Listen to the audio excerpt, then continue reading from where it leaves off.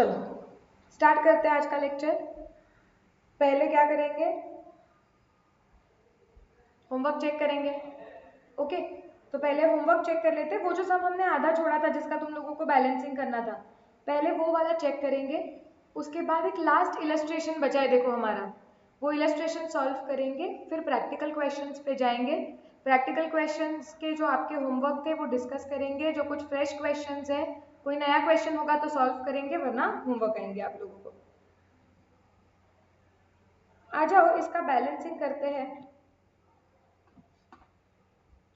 मुझे बताओ कि जब ये बैलेंसिंग करोगे तुम 12% गवर्नमेंट बॉन्ड्स अकाउंट, ओके, तो कल ही हमने लिखा हुआ था एक क्वेश्चन में कि जब तुम बॉन्ड्स अकाउंट बैलेंस करते हो लास्ट में हमेशा चेक करना चाहिए कि अक्रूड इंटरेस्ट आ रहा है कि नहीं, राइट। तो ये क्वेश्चन में जब तुमने बैलेंसिंग किया तो अक्रूड इंटरेस्ट आ रहा था क्या? क्विकली फटाफट बताओ।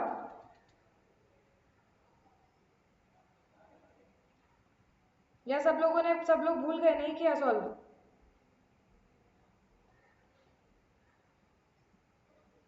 अरे बोलोगे क्या?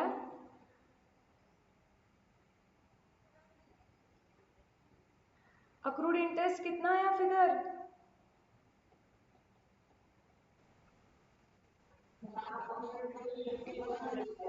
5100 आया है। सबका मैच हो रहा है क्या? एक सेकेंड रुको, क्या नेटवर्क इशू आ रहा है क्या? राइट, सो तुम लोग बोल रहे हो कि तुम्हारा अक्रूड इंटरेस्ट कितना आ रहा है? 5100। चेक कर लेते हैं एक बार।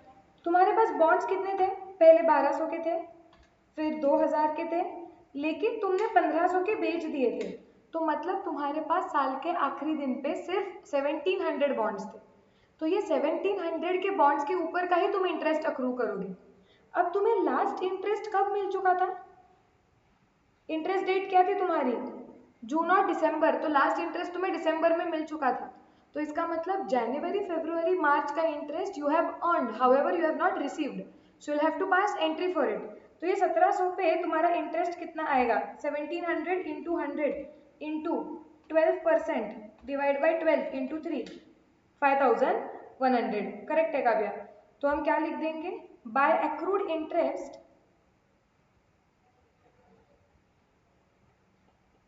इंटरेस्ट कॉलम में लिखना है 5100। और फिर ये क्वेश्चन में कुछ बचा ही नहीं था, मतलब ये बॉन्ड अकाउंट में फिर आपको नॉर्मल बैलेंस कर देना था। सो बैलेंस करके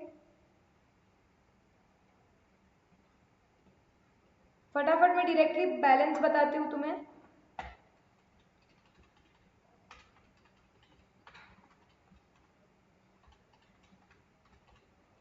बॉन्ड का बैलेंस 1,68,938 आ रहा है क्या?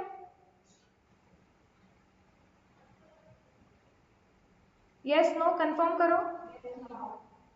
Yes, okay. और मुझे बताओ कि इंटरेस्ट अकाउंट में बैलेंस आता है क्या कभी? P&L में तुम लोगों ने ट्रांसफर किया होगा, करेक्ट? कहाँ पे गया होगा ये? To P&L account. और कितना जाना चाहिए तुम्हारा वो? 19,200 plus 4,500 plus 10,200 plus 5,100 minus 3,600 minus 8,000, 27,400। कर लो एक चेक, करेक्ट आया है क्या? बैलेंसिंग करेक्ट किया है क्या तुमने? अब क्वेश्चन में देख लो कि जब तुम क्लोजिंग बैलेंस निकाल रहे हो तो क्लोजिंग बैलेंस निकालते वक्त we, if it is current investment, we will have to compare cost and its fair value. तो बॉन्ड के फेयर वैल्यू का कुछ दिया है क्या? नहीं।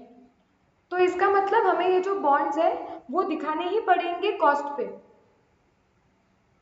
करेक्ट? तो बॉन्ड्स का आपका ये बैलेंस आना चाहिए। अब आपके शेयर्स अकाउंट का देखते हैं। शेयर्स अकाउंट में उन्होंने क्वेश्चन में क्लियरली दिया हुआ था कि 31 मार्च को तुम्हारे शेयर्स की वैल्यू स्टॉक एक्सचेंज पे है 220। अभी हमें वर्किंग नोट बनानी पड़ेगी जहां पे हम क्या करेंगे, कंपेयर करेंगे ये शेयर्स का कॉस्ट एंड फेयर वैल्यू। बनाइए क्या वर्किंग नोट? Yes, okay. देखते हैं कि कॉस्ट कितना आ रहा है ये शेयर्स का। 10,10,000 plus 2 lakh minus 12,000 minus 7,500 minus 8 lakh 299,500 cost आ रही है क्या शेयर्स की?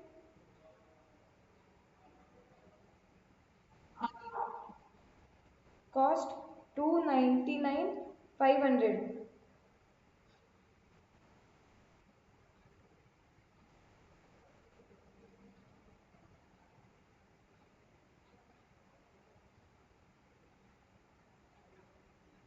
ओके, एक बार चेक करो। एक सेकेंड, सेम आ रही है ना तुम लोगों की भी?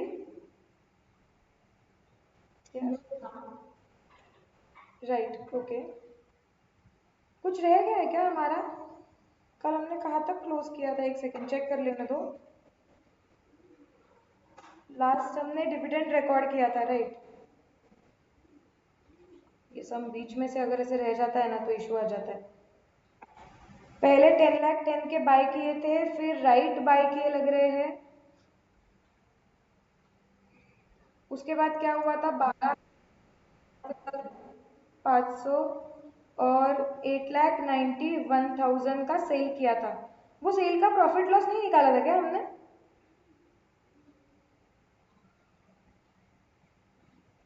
चेक क्यों करो। लास्ट का जो हमारा दिसंबर 15 को क्या हुआ था? दिसंबर 15 को 3,000 शेयर्स हमने बेचे थे। वो 3,000 शेयर्स को बेच के प्रॉफिट लॉस कितना आया था वो कैलकुलेट नहीं किया है क्या?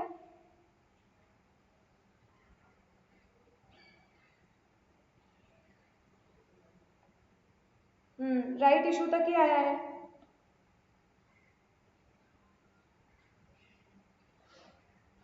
जो इक्विटी शेयर सेल किए हैं,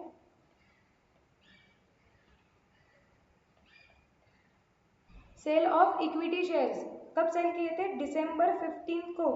उसका प्रॉफिट लॉस कैलकुलेट करो। हमने उसकी एंट्री नहीं मारी है कल, आज वो मारेंगे फिर बैलेंसिंग होगा। निकालो प्रॉफिट कितना आ रहा है और मुझे बताओ।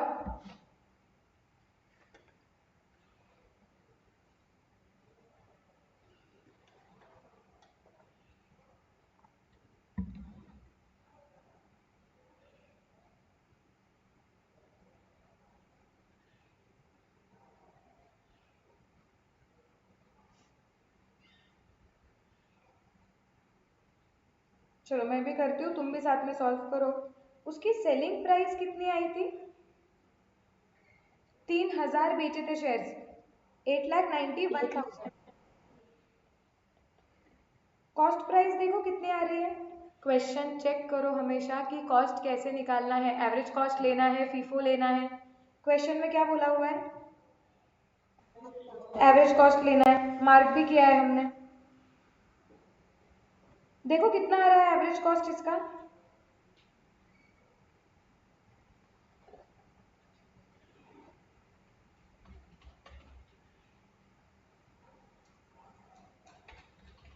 $10,10,000। एक सेकेंड चेक करती हूँ मैं।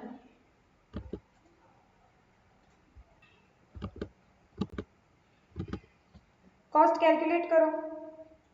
10,10,000 प्लस 2 लाख माइनस 12,000 माइनस 7,500। कितने थे हमारे पास वो? Divided by 7,800 and multiplied by 3,000।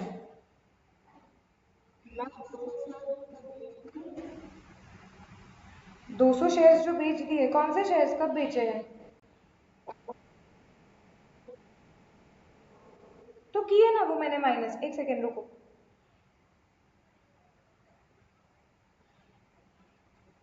नहीं, 22 अगस्त को हमने जो एंट्री मारी है वो शेयर्स नहीं बेचे हैं काव्या, वो हमने राइट्स बेचे हुए हैं। और सिंस हमने शेयर्स कम राइट पे खरीदे थे इसलिए आया है हमारा वो। इसलिए तो नंबर कॉलम में कुछ नहीं आया है ना। प्लीज समझो, वो जो 12,000 कॉस्ट रिडक्शन आया हुआ है वो हमने राइट्स बेचे हुए हैं, हमने शेयर्स नहीं बेचे हैं, that is why number column में हमने कुछ नहीं लिखा हुआ है। तो आपका शेयर्स का कॉस्ट आना चाहिए कुछ 4,57,885, अगर मैं राउंड ऑफ कर देती हूँ तो 4,57,885। तो फिर आपको प्रॉफिट हुआ है -8,91,000, मतलब 4,33,115 का प्रॉफिट हुआ है आपको। ये निकला क्या सब लोगों का? यस अब इसकी एंट्री क्या मारोगे तुम बताओ मुझे।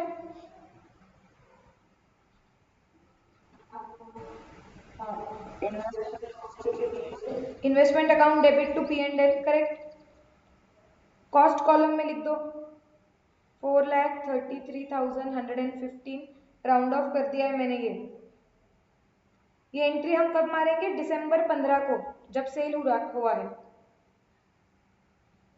फिर हमने इंटरिम डिविडेंड जो रिसीव किया था जनवरी में, हमने उसकी एंट्री मार दी थी। अब हमें क्या करना है? अब हमें निकालना है balance.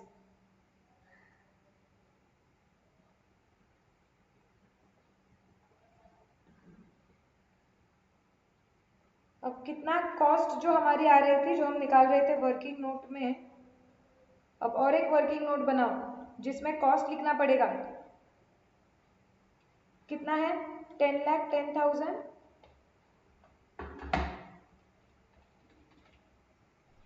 Plus 2 lakh plus 4,33,115 minus 12,000 minus 7,500 minus 8,91,000, कुछ 7,32,615 का हमारा कॉस्ट आ रहा है। 7,32,615 मैच हो रहा है मेरे साथ ये?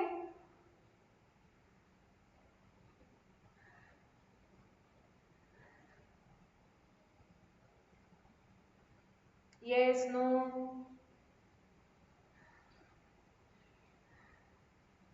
निकालो निकालो, फिर बताओ मैच हो रहा है कि नहीं।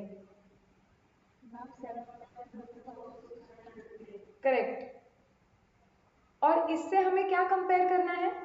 अभी हमें कंपेयर करना पड़ेगा कि ये जो शेयर्स बचे हुए हैं उनकी फेयर वैल्यू कितनी है। तो हम फेयर वैल्यू लिखेंगे।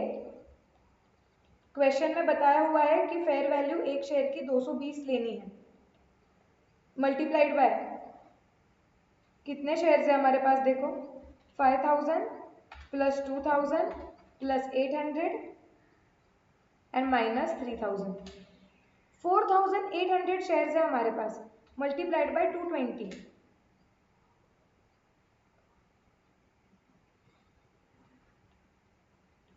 उसकी फेयर वैल्यू आ रही है 10,56,000। मुझे बताओ इन्वेस्टमेंट अकाउंट कितने पे दिखना चाहिए?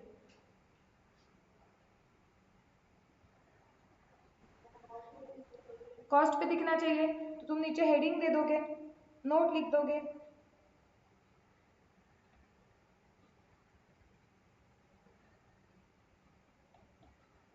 Investment account will be shown at cost as fair value is higher, correct?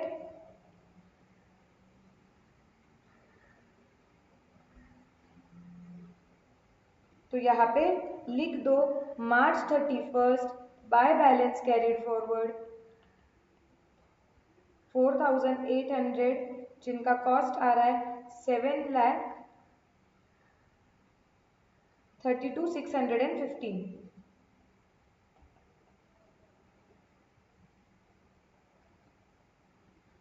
आ गया? Yes ma'am. अभी जो डिविडेंड कॉलम है, डिविडेंड अकाउंट है, उसमें जो आया हुआ बैलेंस है वो पी एंड एल में आप लोगों को ट्रांसफर करना पड़ेगा। तो हम यहाँ पे डाल देंगे March 31st to P and L account. कितना डिविडेंड था? 4,800, तो वो तुम्हारा चला जाएगा पी एंड एल को।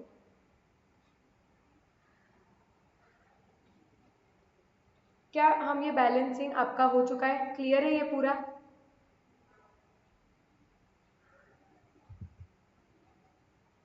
Yes ma'am.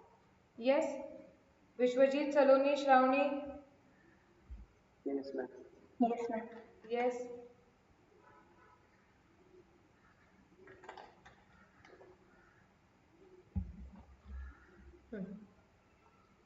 यहाँ पे अभी एक चीज देखो, जब हम ये आंसर को इंस्टीट्यूट के आंसर से कंपेयर करेंगे, ये तो मैच हो रहा है अपना, बॉन्ड्स अकाउंट मैच हो रहा है क्या? देखो 168 937 हमारा भी उतना ही आया है क्या? यस, ये देखो हमारा भी उतना ही आया है 168 937 वो राउंडिंग ऑफ का डिफरेंस है, और यहाँ पे 27 400 ये मैच हो रहा है बॉन्ड अकाउंट। अभी अगर आप investment in equity shares account देखोगे, उनका बैलेंस आ रहा है 7,40,000 शेयर्स का, और हमारा कुछ आ रहा है 7,32,000 यहाँ पे। ये डिफरेंस क्यों आ रहा है? क्योंकि हमने ये 12,000 रुपए जो राइट्स को बेच के आए थे हमें, वो हमने कॉस्ट को क्रेडिट किए हुए हैं, हमने इन्वेस्टमेंट अकाउंट को क्रेडिट किए हैं, ये कॉस्ट रिडक्शन है। लेकिन somehow institute has not done that. देखो आपको अमाउंट कॉलम में कहीं भी वो 12,000 की फिगर दिखेगी ही नहीं, बाकी सब हमारा और उनका मैच हो रहा है। वर्किंग नोट देखोगे तो राइट्स बेच के जो 12,000 रुपए आए हुए हैं, तो यहाँ पे कहीं तो होगा, हाँ ये 12,000 बताया गया है, it will be credited to the statement of profit and loss. Okay, ये एरर है, this is not correct. Unless and until आप बोल रहे हो कि जब आपने शेयर खरीदा आपने कम राइट खरीदा, ओके, फिर राइट्स इशू हो गए, और मतलब अगर आप बात कर रहे हो कि ये जो राइट्स है इनका कोई लेना देना ही नहीं है तुम्हारे, क्या बात करते हैं कि जब हमने कम राइट शेयर्स खरीदे बेसिकली, तो हमने राइट्स के लिए पैसे दिए, और यहाँ पे ये 12,000 जो हमने राइट्स को बेच के लाए, वो बोल रहे हैं कि उसका और आपके शेयर्स के कॉस्ट का कोई लेना देना ही नहीं है, P&L में डाल दिया डायरेक्ट। तो ये करेक्ट नहीं है, क्योंकि हमने ये सीखा हुआ है कि अगर आप कम राइट शेयर खरीदते हो और फिर राइट्स बेचते हो, तो this is what, this is recovery of the cost of rights, and that is why it has to be credited to investment account. Clear है क्या? इस पे एक छोटा सा क्वेश्चन हम नीचे प्रैक्टिकल क्वेश्चंस का भी करेंगे, लेकिन इस क्वेश्चन में इंस्टीट्यूट ने क्यों नहीं किया है आई डोंट नो। हम वैसे ही करेंगे, अगर कम राइट बेसिस पे खरीदा हुआ है शेयर और दिख रहा है कि राइट्स बेच के हमने वो पैसे रिकवर किए हुए हैं, तो हमें इन्वेस्टमेंट अकाउंट को ही क्रेडिट करना होता है, और हम उसमें ही करेंगे। Are we absolutely clear about this? Yes ma'am. Yes ma'am. Yes, okay, एक सेकेंड। चलो जाना है क्या अभी नेक्स्ट क्वेश्चन पे? ये क्वेश्चन एकदम अच्छी तरीके से क्लियर है? Yes ma'am. Yes, okay. Homework questions बचे हुए बाद में करेंगे, पहले नेक्स्ट इलस्ट्रेशन पे जाते हैं। ये हमारे इंस्टीट्यूट के मॉड्यूल का लास्ट इलस्ट्रेशन है। ओके, देखो इंटरेस्टिंग है ये। Mister brown has made following transactions during the financial year 2011-12, assume करो। ओके, अब क्या हुआ है, एक सेकेंड ना, हाँ, अब क्या हुआ है देखो, फर्स्ट मे को सारे ट्रांजैक्शंस पहले पढ़ेंगे ऊपर ऊपर से, फिर डिसाइड करेंगे कि कौन से अकाउंट्स बनाने हैं, और फिर अकाउंटिंग चालू करेंगे। सो पहले आपने 24,000 कुछ बॉन्ड्स खरीदे हुए हैं, 24,000 क्वांटिटी है, तो 24,000 बॉन्ड्स खरीदे हैं, 100 रुपए उनकी फेस वैल्यू है, 84 कम इंटरेस्ट पे खरीदे हुए हैं। ये जो बॉन्ड्स है उस पर इंटरेस्ट कब पेएबल है? 30 सितंबर, 31 मार्च, ठीक है। फिर 15 जून को क्या किया हुआ है देखो, purchased 1,50,000 equity shares of ₹10 each in Alpha limited. हाँ, तो हमने इक्विटी शेयर्स खरीदे हैं अल्फा लिमिटेड पे, ₹25 में खरीदते हैं और खरीदते वक्त हमें ब्रोकरेज पे करना है 2% का। उसके बाद जुलाई में क्या हो रहा है, we have purchased 60,000 equity shares in Beta Limited. मुझे बताओ अभी तक ही हमने कितने टाइप की इन्वेस्टमेंट्स देखी? नहीं, कितनी अलग अलग इन्वेस्टमेंट्स है बताओ।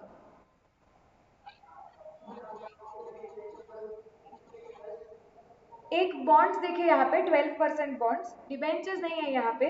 उसके बाद हमने देखा कि equity shares of Alpha limited, और फिर अभी देख रहे हैं equity shares of Beta limited. तो क्या हमें 3 इन्वेस्टमेंट अकाउंट तो इधर तक ही बनाने हैं,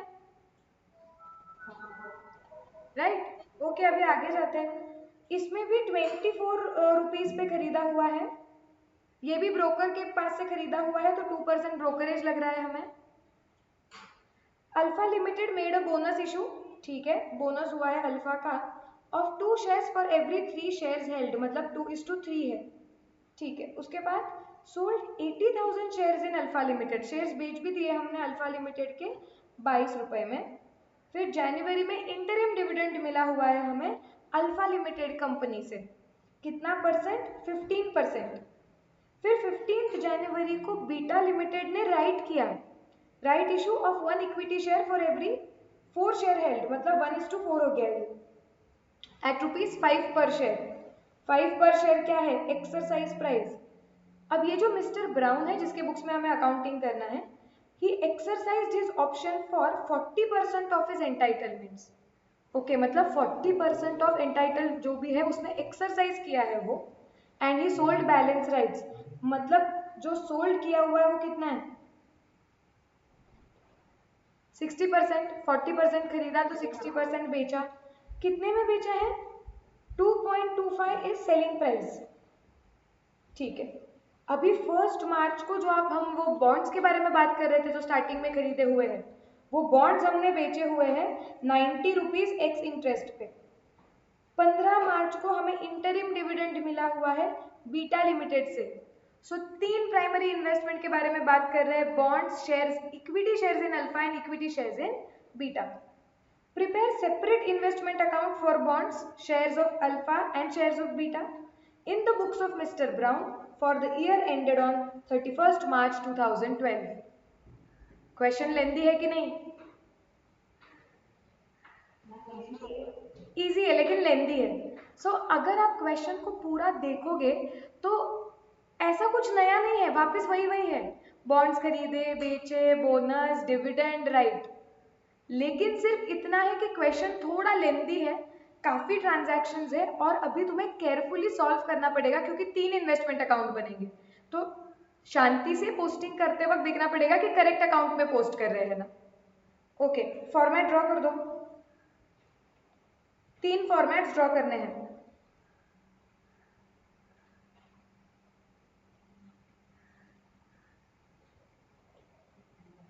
ना फिर हम खुद से ट्राई करें क्या? खुद से ट्राई करना है तुम लोगों को ये क्वेश्चन, या मेरे साथ करना है? बताओ।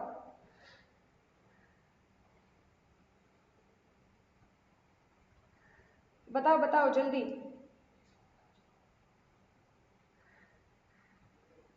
अरे बाकी के लोग सो गए क्या?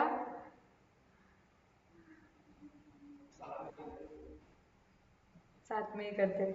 विश्वजीत ने बोला मैम रिस्क नहीं लेंगे, ये बड़ा वाला क्वेश्चन, चलो साथ में करेंगे। करो करो, फॉर्मेट ड्रॉ करो।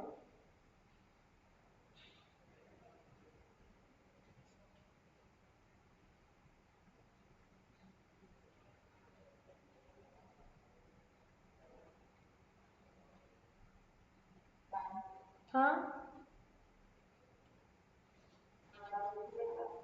हो ये तो है ना, बोल।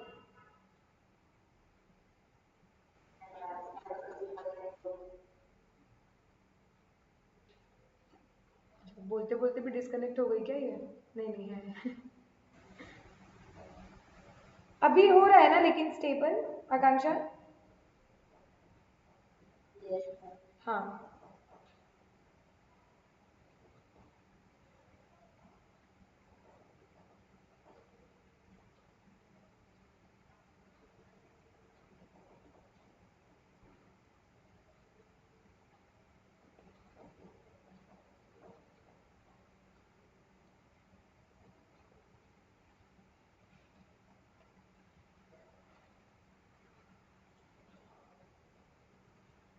मैम अल्फा डिविडेंड में तो नहीं आएगा ना डिविडेंड का कॉलम?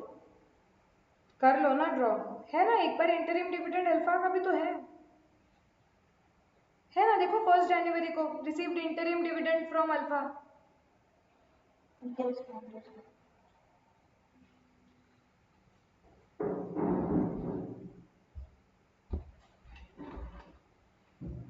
अब मैंने बहुत शानदार टेढ़ी लाइंस ड्रॉ की है।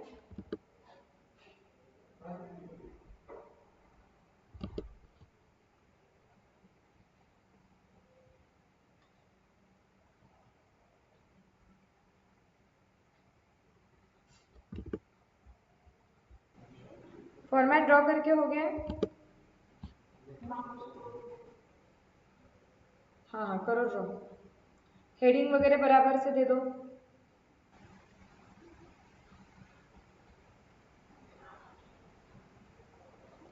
इन द बुक्स ऑफ, कौन है ये, ब्राउन,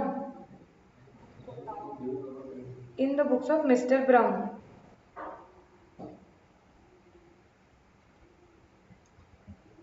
ओके, क्या ड्रॉ कर रहे हैं हम, investment account for the year ended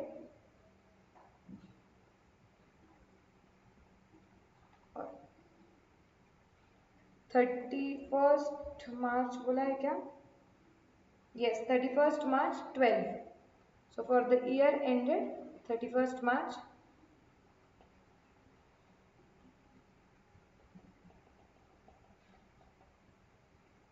12। फटाफट नाम दे दो, पहला अकाउंट कौन सा है, बॉन्ड अकाउंट,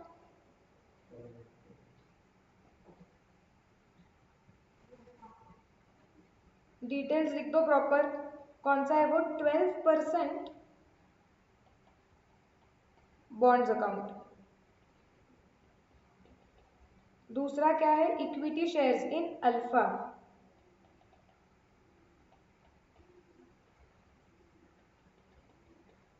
तीसरा क्या है, equity shares in beta,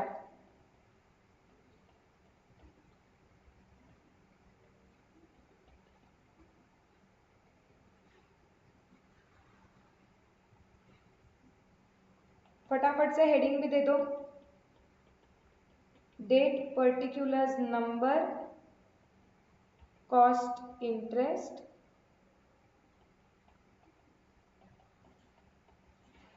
date particulars number cost interest. नीचे तुम्हारा आएगा date particulars number cost dividend,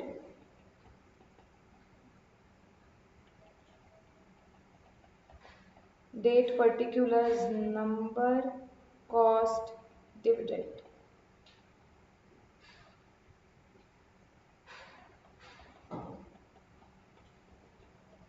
exam में अगर इतना बड़ा क्वेश्चन आया तो बहुत स्पीड बढ़ानी पड़ेगी, क्योंकि तुम देख रहे हो फॉर्मेट ड्रॉ करने में भी काफी टाइम जा रहा है।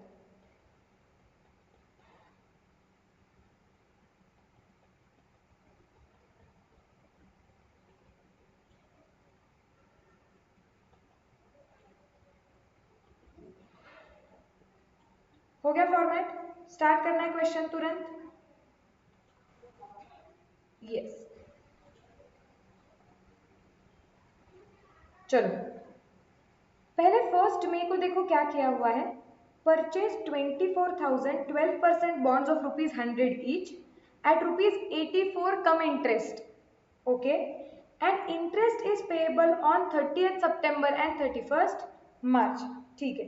अब जब तुम्हें पता है कि सितंबर और मार्च में इंटरेस्ट आने वाला है, और एक चीज पहले से कर लो, ये जो डेट वाइज उन्होंने हमें ट्रांजैक्शंस दिए हुए हैं, यहाँ डेट वाइज देखो जुलाई के बाद डायरेक्टली अक्टूबर का ट्रांजैक्शन है, देखो यहाँ बीच में सितंबर में क्या हो सकता है, इंटरेस्ट मिल सकता है, और लास्ट कब है 31 मार्च, तो 31 मार्च पे यहाँ और एक चीज ध्यान में रखनी चाहिए कि यहाँ पे भी इंटरेस्ट मिल सकता है, यस और नो।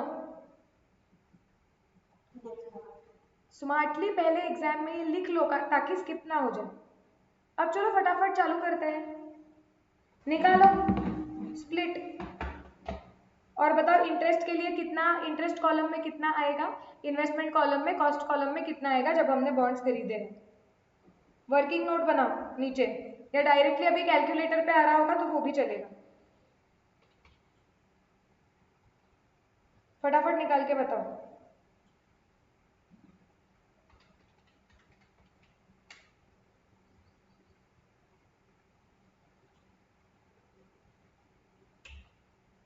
इंटरेस्ट के लिए कितना पे किया जा रहा है?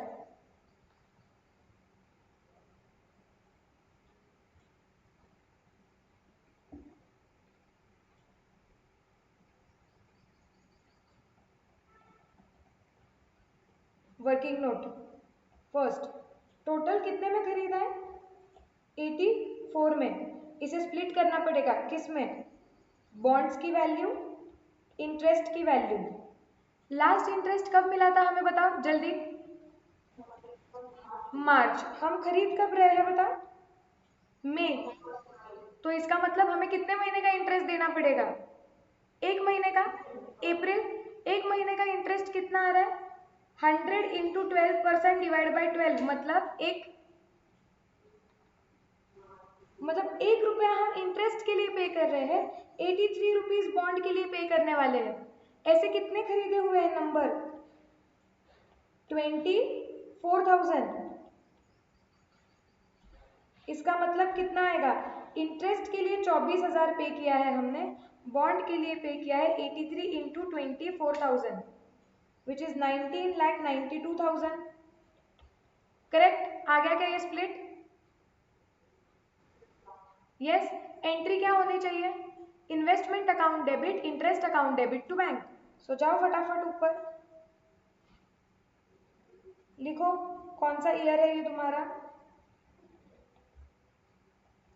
May 1st to bank account, number में 24,000, कॉस्ट है 19,92,000 और इंटरेस्ट है 24,000।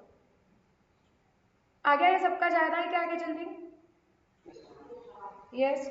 Okay next. अब आगे क्या हुआ है? 15th जून को we purchased 1,50,000 equity shares of ₹10 each, ये उसकी फेस वैल्यू है, नॉमिनल वैल्यू है, इन अल्फा लिमिटेड फॉर 25 में खरीदे हैं through a broker who charged brokerage. इसमें कुछ स्प्लिट वगैरह होता नहीं है, शेयर्स खरीदे, सिंपल एंट्री आती है, investment account debit to bank. Amount कितनी आएगी बताओ?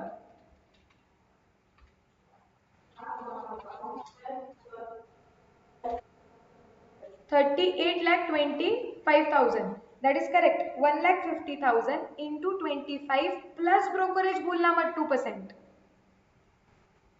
करेक्ट? सो जाओ फिर अल्फा में जाना है और अल्फा खरीदे हैं,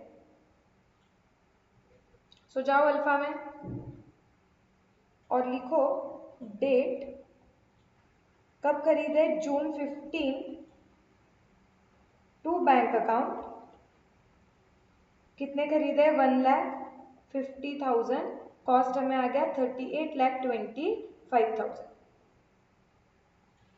जाना है आगे। 10 जुलाई को देखो क्या हुआ, आपने परचेज किए 60,000 equity shares of ₹10 each in beta for 44। ठीक है, वो भी ब्रोकर थ्रू खरीदे और आपको 2% ब्रोकरेज पे करना पड़ा। तो विश्वजीत बताओ कॉस्ट कितना आएगा?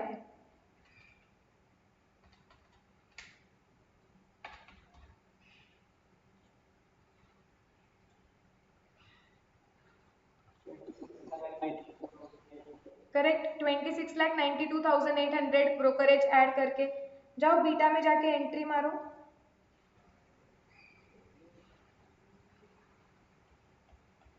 डेट क्या है? जुलाई 10 है क्या?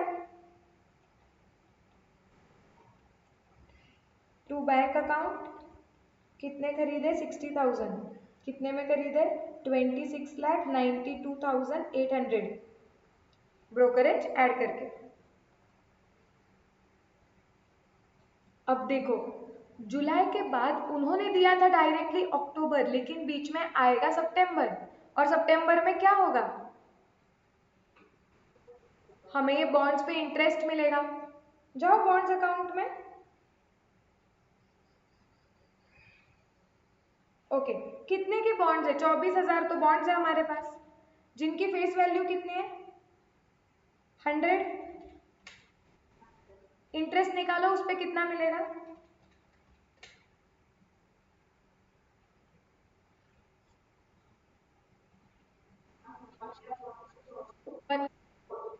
Right, correct, 1,44,000। जाओ डेट लिखो, September 30। एंट्री क्या आएगी, bank account debit to interest. So by bank account, जिनका नहीं आया कैसे निकालना है, 24,000 इंटू 100 इंटू 12% डिवाइडेड बाई 2, 6 महीने का मिलने वाला है, क्योंकि सिर्फ नंबर कुछ होता नहीं है, इंटरेस्ट है 1,44,000। इधर तक क्लियर, जाए आगे हम।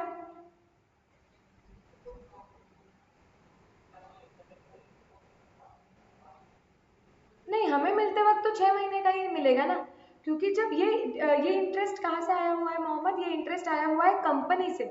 तो कंपनी बोलेगी हमने लास्ट इंटरेस्ट कब दिया था, मार्च में, अब हम डायरेक्टली सितंबर में देंगे, और हम अप्रैल से सितंबर का पूरे 6 महीने का देंगे। हमेशा ये ध्यान रखो, जब कंपनी देती है ना, कंपनी को फर्क नहीं पड़ता है कि बीच में क्या हो रहा है। कंपनी बोलेगी कि हमें इंटरेस्ट देना है साल में 2 बार, एक बार मार्च में, एक बार सितंबर में, तो हम जिसके पास भी डिबेंचर होंगे उसे 6 महीने का दे देंगे। क्लियर।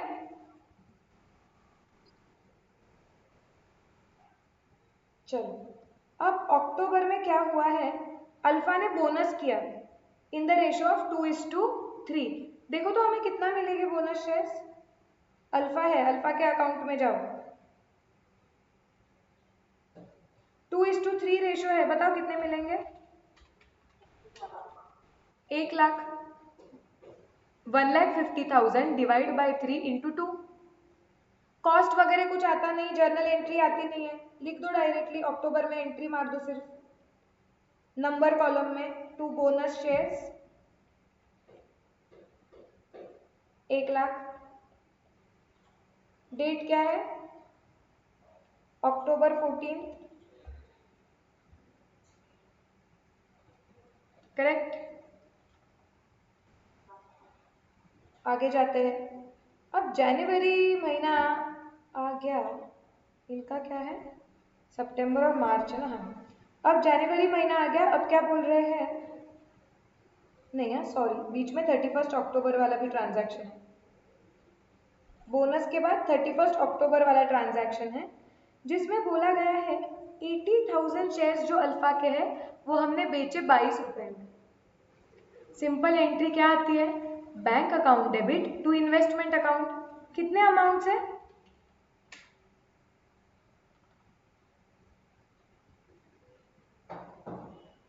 बताओ। करेक्ट है, 17,60,000। सबका मैच हो रहा है क्या,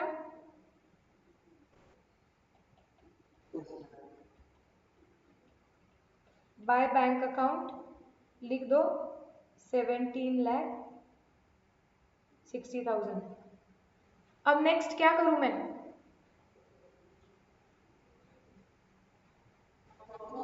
प्रॉफिट लॉस। जाओ जल्दी वर्किंग नोट बनाओ, कैलकुलेशन ऑफ प्रॉफिट लॉस।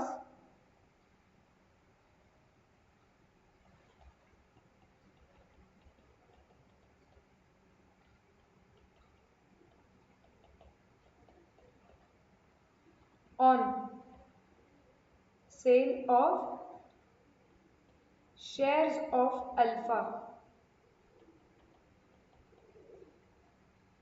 कब बेचे, ऑन 31 अक्टूबर। कैसे निकालेंगे प्रॉफिट लॉस, सबसे पहले क्या लिखेंगे इसका, सेलिंग प्राइस। सेलिंग प्राइस कितना आता है, 17,60,000।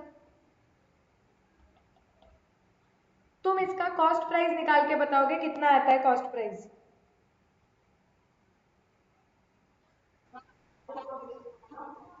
क्वेश्चन में कुछ स्पेसिफाई किया है क्या, देखो, कुछ भी स्पेसिफाई नहीं किया है कि फीफो लेना है या एवरेज कॉस्ट लेना है, हम एवरेज कॉस्ट ले लेंगे इसलिए।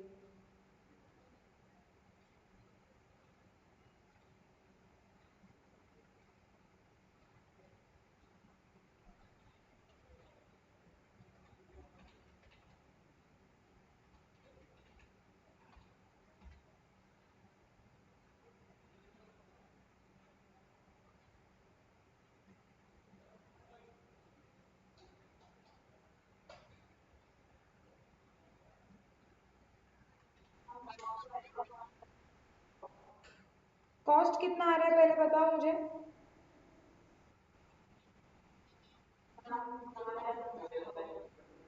करेक्ट, 12,24,000। ओके, इसका निकालना एवरेज बहुत सिंपल था। 38,25,000 डिवाइडेड बाय 2,50,000 मल्टीप्लाइड बाय 80,000। सो आ गया हमारा 12,24,000। तो 5,36,000 का प्रॉफिट आया है। करेक्ट। एंट्री क्या मारेंगे बताओ इसकी अभी।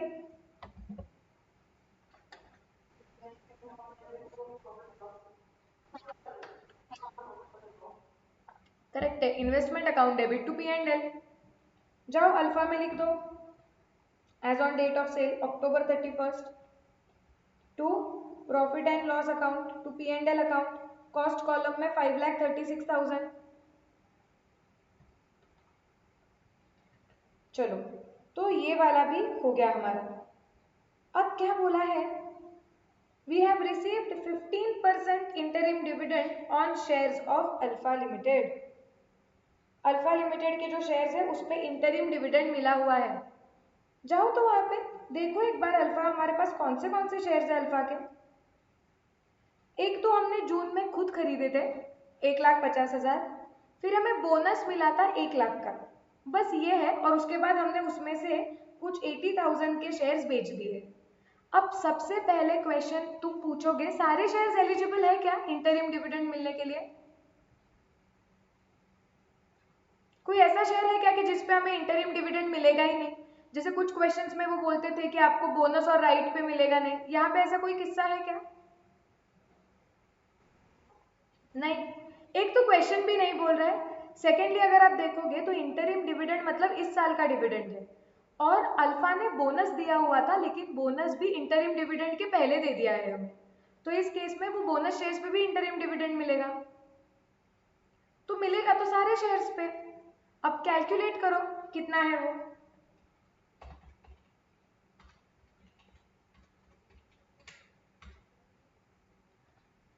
देखो अल्फा के शेयर्स की फेस वैल्यू कितनी है, 10 रुपए है, और डिविडेंड मिल रहा है तुम्हें 15%। कितना आ रहा है?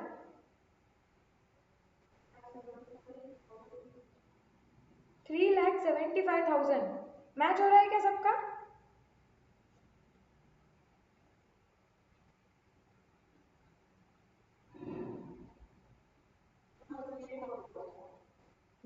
खुद को ही पता चल गया।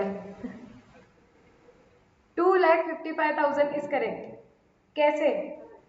तुम्हारे पास टोटल 2,50,000 शेयर्स थे minus 80,000, so you have 1,70,000 shares multiplied by 10 into 15%, that is 2,55,000। अब क्विकली बताओ, this dividend does it represent your income और does it represent your reduction of cost? ये तो इनकम है, क्योंकि सारे शेयर्स तुम्हारे पास है अभी। मतलब ये डिविडेंड कब डिक्लेयर किया गया है, तुमने जब शेयर्स खरीदे उसके बाद डिविडेंड आया हुआ है, तो तुम्हारे पास शेयर्स ऑलरेडी थे, और अब तुम्हें डिविडेंड मिला है, मतलब ये प्रॉफिट पे तुम्हारा अधिकार है, क्योंकि तुम ओनर बन चुके थे। तुम ओनर थे और उसी साल का, जिस साल के तुम ओनर हो उसी साल में प्रॉफिट, उसी साल का प्रॉफिट बटा है, तो ये तुम्हारी इनकम है। सो जान दो, simple entry, bank account debit to dividend. 1 जनवरी को आएगा।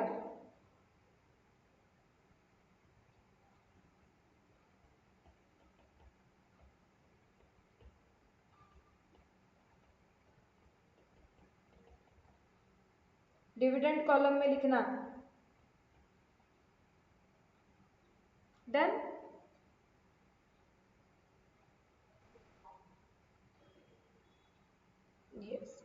आगे जाएंगे। और अब 15 जैन को क्या हुआ, ये जो बीटा लिमिटेड है, ये बीटा ने किया है राइट, और राइट का रेशो क्या बोल रहे हैं, हमने देखा है 1:4। एक्सरसाइज प्राइस बोली है 5 की, राइट बेचने का बोला है 2.25। राइट आया तो हमें डायरेक्टली कहाँ पे जाना चाहिए वर्किंग नोट बनाने के लिए, जाओ देखो तो हमें कितने राइट्स ऑफर हो रहे हैं।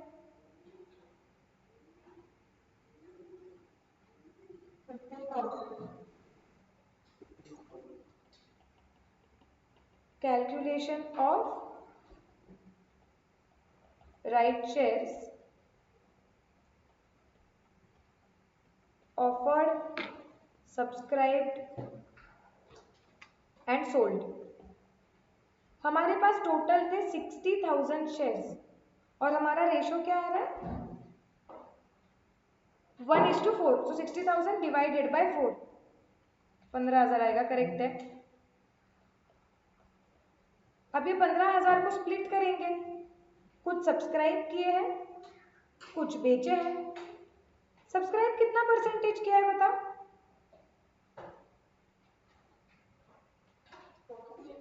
40% सब्सक्राइब किया है। He exercised his option for 40%।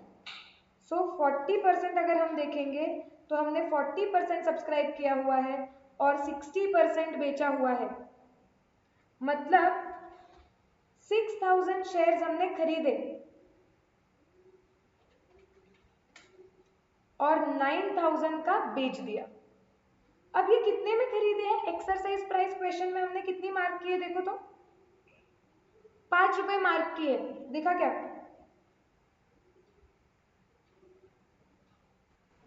तो वो 5 में खरीदेंगे और बेचा 2.25 में है, तो यहाँ पे आएगा 5, यहाँ पे आएगा 2.25। मतलब जब हम शेयर खरीदेंगे हमें कितने पैसे देने पड़ेंगे, 6,000 इंटू 5, 30,000, और जो मैंने बेचे हैं 9,000 इंटू 2.25, दैट विल बी 20,250। क्या ये वर्किंग नोट तुम्हारी मेरे साथ मैच हो रही है, यस, ओके। अब जो शेयर्स हमने सब्सक्राइब किए हैं उसकी एंट्री क्या आएगी,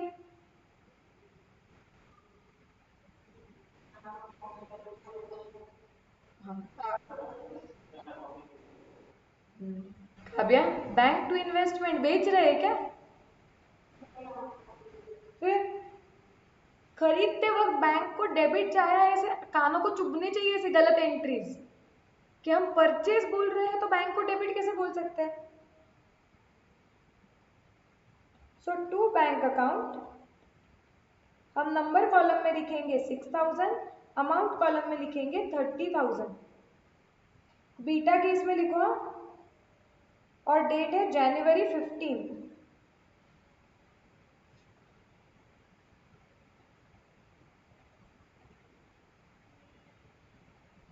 सिर्फ ईयर चेंज कर दो यहाँ पे,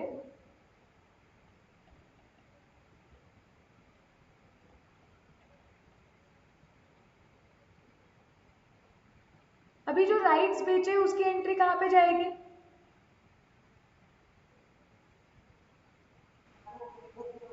वो तो क्लियर कट P&L में जाने वाली है, क्योंकि यहाँ पे हम एग्जिस्टिंग शेयर होल्डर थे और हमें राइट मिला है। हमने कहीं भी कम राइट शेयर खरीद के फिर राइट को सब्सक्राइब किया, ऐसे मतलब ऐसे कुछ नहीं किया है हमने। ये सिंपल वाला था। पिछले वाले सम में क्या हो रहा था कि हम एग्जिस्टिंग शेयर होल्डर नहीं थे, हमने शेयर खरीदा था, कम राइट खरीदा, और उसके बाद हमें जो राइट मिला वो हमें बेचा, तो उसका अकाउंटिंग थोड़ा अलग होता है। यहाँ पे ऐसा कुछ नहीं है, हम एग्जिस्टिंग शेयर होल्डर है, कंपनी ने राइट शेयर्स ऑफर किए, हमने उसमें से कुछ खरीद लिए, कुछ राइट्स बेच दिए, तो यहाँ पे जो राइट्स बेचे हैं वो क्लियर कट हमारी इनकम है। तो हम हमारे वर्किंग नोट में ही लिख देंगे, this amount of 20,250 has to be credited to P&L। Yes no, चलो लेट्स गो अहेड। चलो राइट का भी सब हो गया, अब मार्च महीना आ गया। अब मार्च महीने में हमने बॉन्ड्स बेचे हैं, देखो 15,000 बॉन्ड्स बेचे हैं 1 मार्च को 90 rupees x interest. Working note बनाओ और निकालो कि जब हमने ये 1 मार्च को बॉन्ड्स बेचे होंगे हमने इंटरेस्ट के लिए कितना पैसा लिया।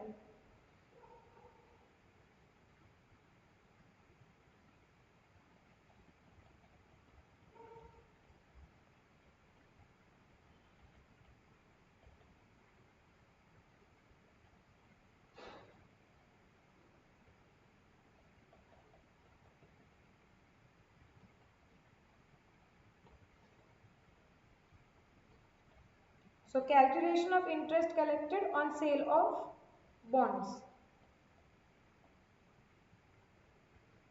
एक बॉन्ड कितने का है 100 का इंटू 12% इंटू लास्ट इंटरेस्ट कब मिला था सितंबर में। सो अक्टूबर नवंबर दिसंबर जनवरी फरवरी और 1 मार्च को ट्रांजैक्शन हो रहा है, मतलब 5 महीने का इंटरेस्ट कलेक्ट करेंगे। ऐसे 15,000 बॉन्ड्स पे खरीदेंगे कलेक्ट करेंगे। कितना आएगा बताओ।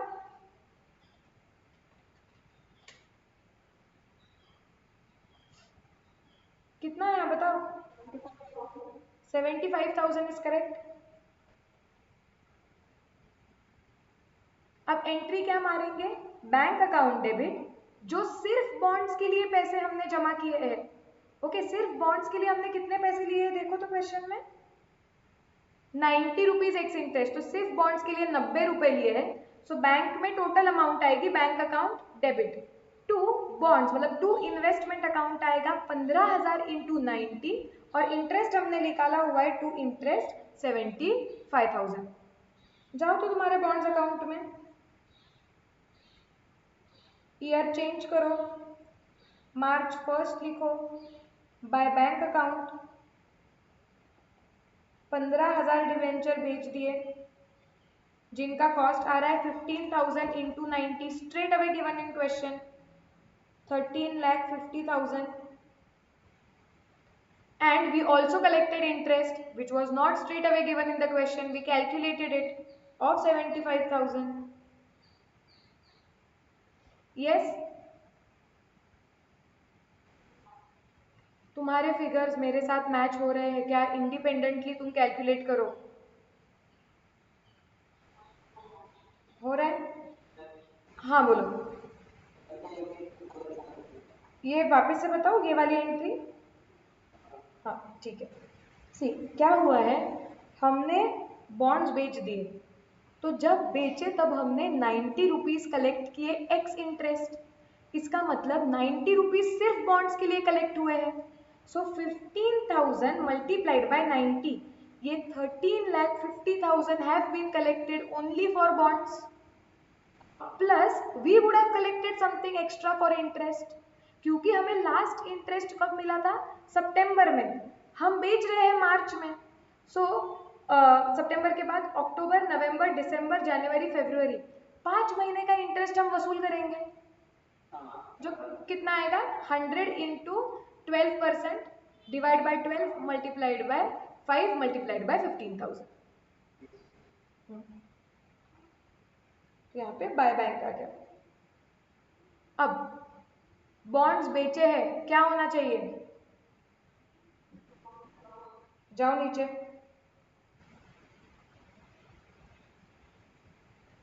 Next working note, calculation of profit oblique loss on sale of bonds. Selling price कितनी है बॉन्ड्स की 13,50,000। कॉस्ट प्राइस कितनी है निकालो, प्रॉफिट कितना हो रहा है बताओ।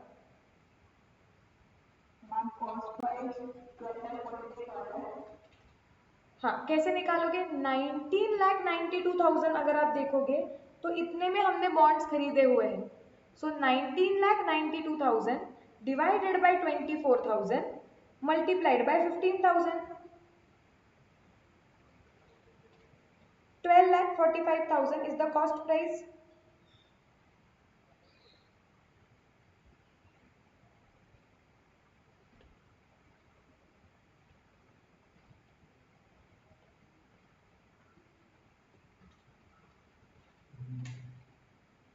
तो मतलब 1,05,000 का प्रॉफिट आ रहा है क्या?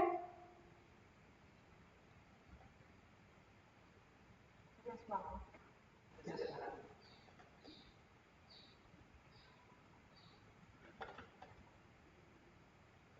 मारो एंट्री।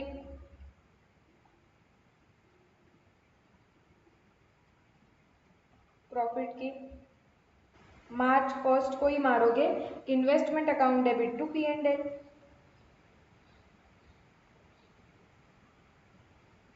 कॉस्ट कॉलम में 1,05,000।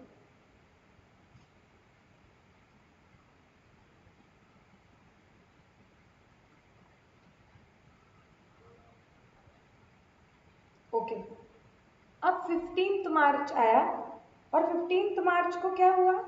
We have received 18% interim dividend on shares of Beta limited.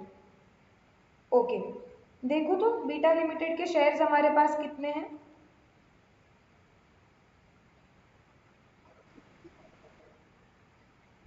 Correct, 66,000 है। क्वेश्चन में कुछ बोला है क्या कि बोनस और राइट पे लेना नहीं है करके? No, ma'am. तो अज्यूम करेंगे पूरे 66,000 पे हमें मिलेगा। फेस वैल्यू कितनी है शेयर की? 10 रुपए है। सो 66,000 इंटू 10 इंटू 18% कितना आ रहा है?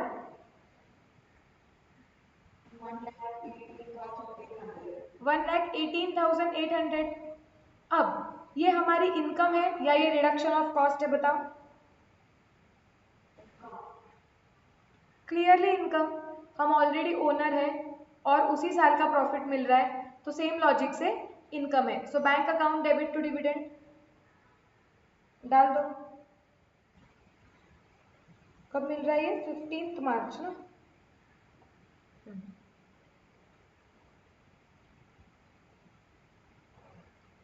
Bye bank account, dividend column में 1,18,800।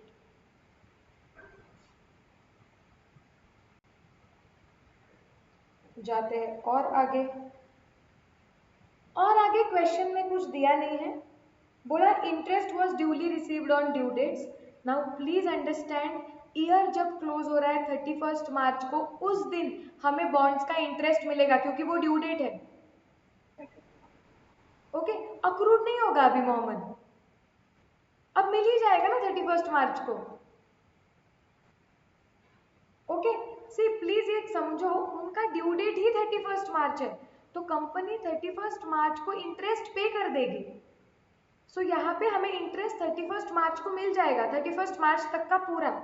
इसके लिए accrued interest, so interest accrued but not received, ऐसी कोई एंट्री नहीं आएगी। ओके, सो उसकी एंट्री भी मार देते हैं कि हमें बॉन्ड्स का पे ऊपर क्या इंटरेस्ट मिला होगा।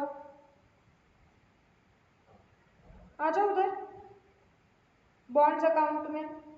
देखो हमारे पास पहले 24,000 बॉन्ड थे, जिसमें से हमने 15,000 बेच दिए हैं, तो हमारे पास सिर्फ 9,000 के बॉन्ड्स बचे हैं।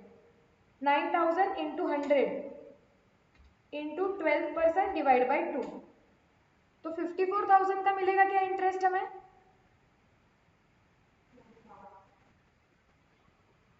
करो पहले, तुम खुद कैलकुलेट करो और मुझसे मैच हो रहा है क्या देखो।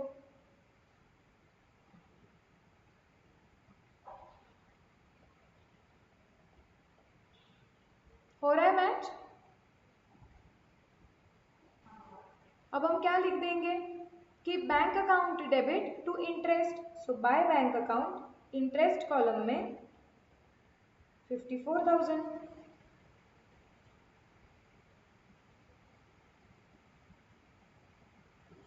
अब क्वेश्चन में कुछ भी फिर भी ऐसा है क्या जो बचा है?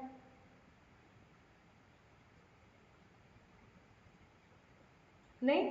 अब क्या हम अकाउंट्स को क्लोज करने जा सकते हैं? यस, चलो करो एक एक account close. Bonds account close करने लगो, तुम तुम्हारा करो, मेरा मत देखो, और बताओ मुझे इंटरेस्ट तुम्हारा बैलेंस कितना आ रहा है।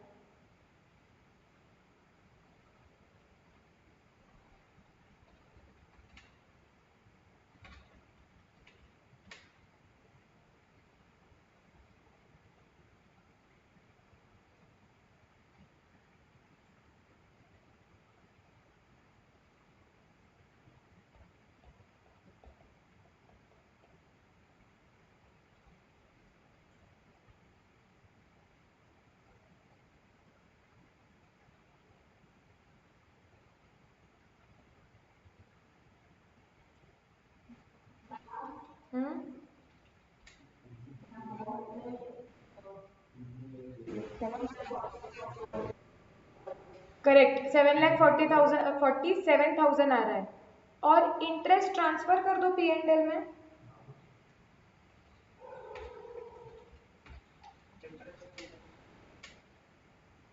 एक सेकेंड ना, करती हूँ मैं।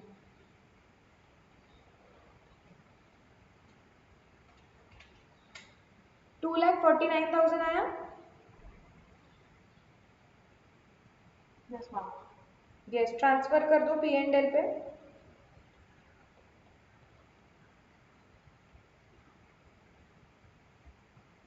ये हो गया क्लोज हमारा ये अकाउंट। अल्फा अकाउंट पे जाओ।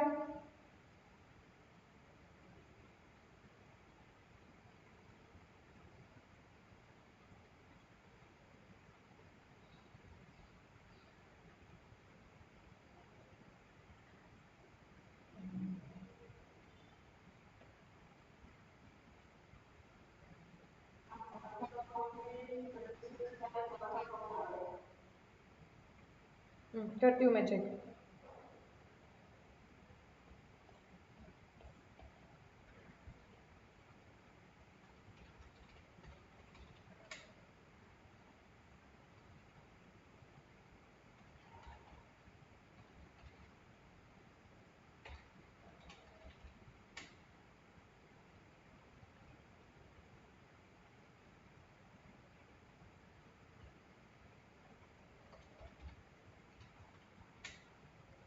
$26,01,000 ना।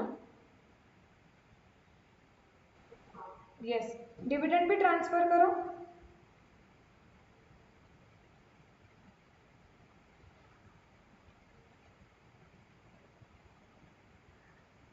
कुछ है नहीं डिविडेंड, सिर्फ 2,55,000 का है।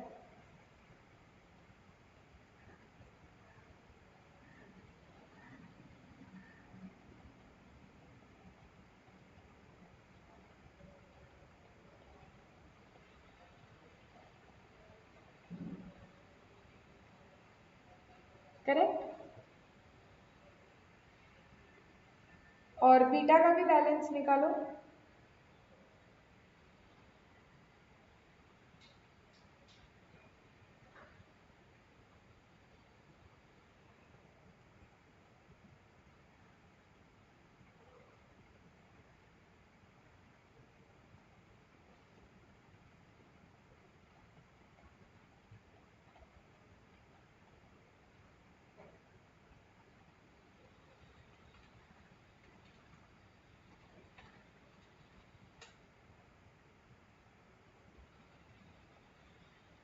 $27,22,800 आ रहा है क्या?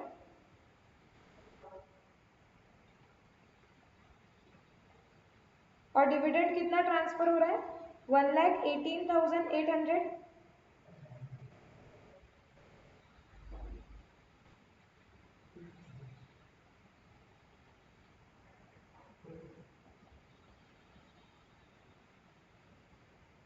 डन।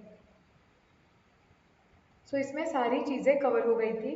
3 अकाउंट्स ऐसे अगर तुम देखोगे तो ऐसे 100 अकाउंट भी आ सकते हैं अगर आप 100 अलग अलग इन्वेस्टमेंट करोगे, बिकॉज हर एक इन्वेस्टमेंट का हिसाब किताब अलग रखना पड़ता है, तुम मिक्स नहीं कर सकते हो। So that is why here we had 3 separate accounts.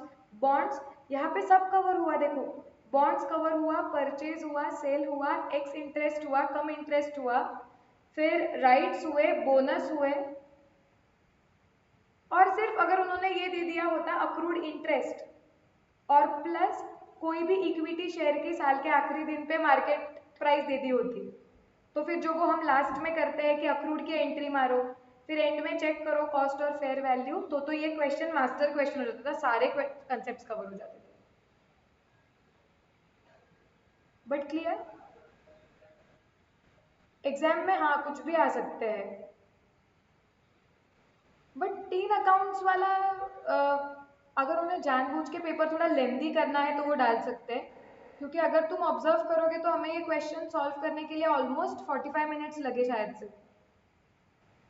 But ये हम क्लास में कर रहे हैं, मैं पूछती हूँ डिस्कस करके, वहाँ पे तुम्हें कम टाइम लगेगा। बट लेंदी तो पक्का होगा क्वेश्चन, इससे पेपर लेंदी हो जाएगा। यूजुअली जनरली 10 ये चैप्टर ना समवेयर अराउंड 8 to 12 मार्क्स को रेंज करता है। एक छोटा क्वेश्चन दे सकते हैं वो लोग जिसमें 8 से 9 ट्रांजैक्शन है और जिसमें सारी चीजें कवर्ड है, तो वैसे भी कर सकते हैं। बट ये बहुत इजी, अगर आप अभी देखो, पहले स्टार्टिंग में हम जब कंसेप्ट पढ़ रहे थे फर्स्ट डे सेकेंड डे, तो वो कैसे लग रहे थे, क्योंकि सब नया था। और अब जब तुम सॉल्व कर रहे हो, अब रिलेटिवली काफी सिंपल लगता होगा चैप्टर। यस और नो?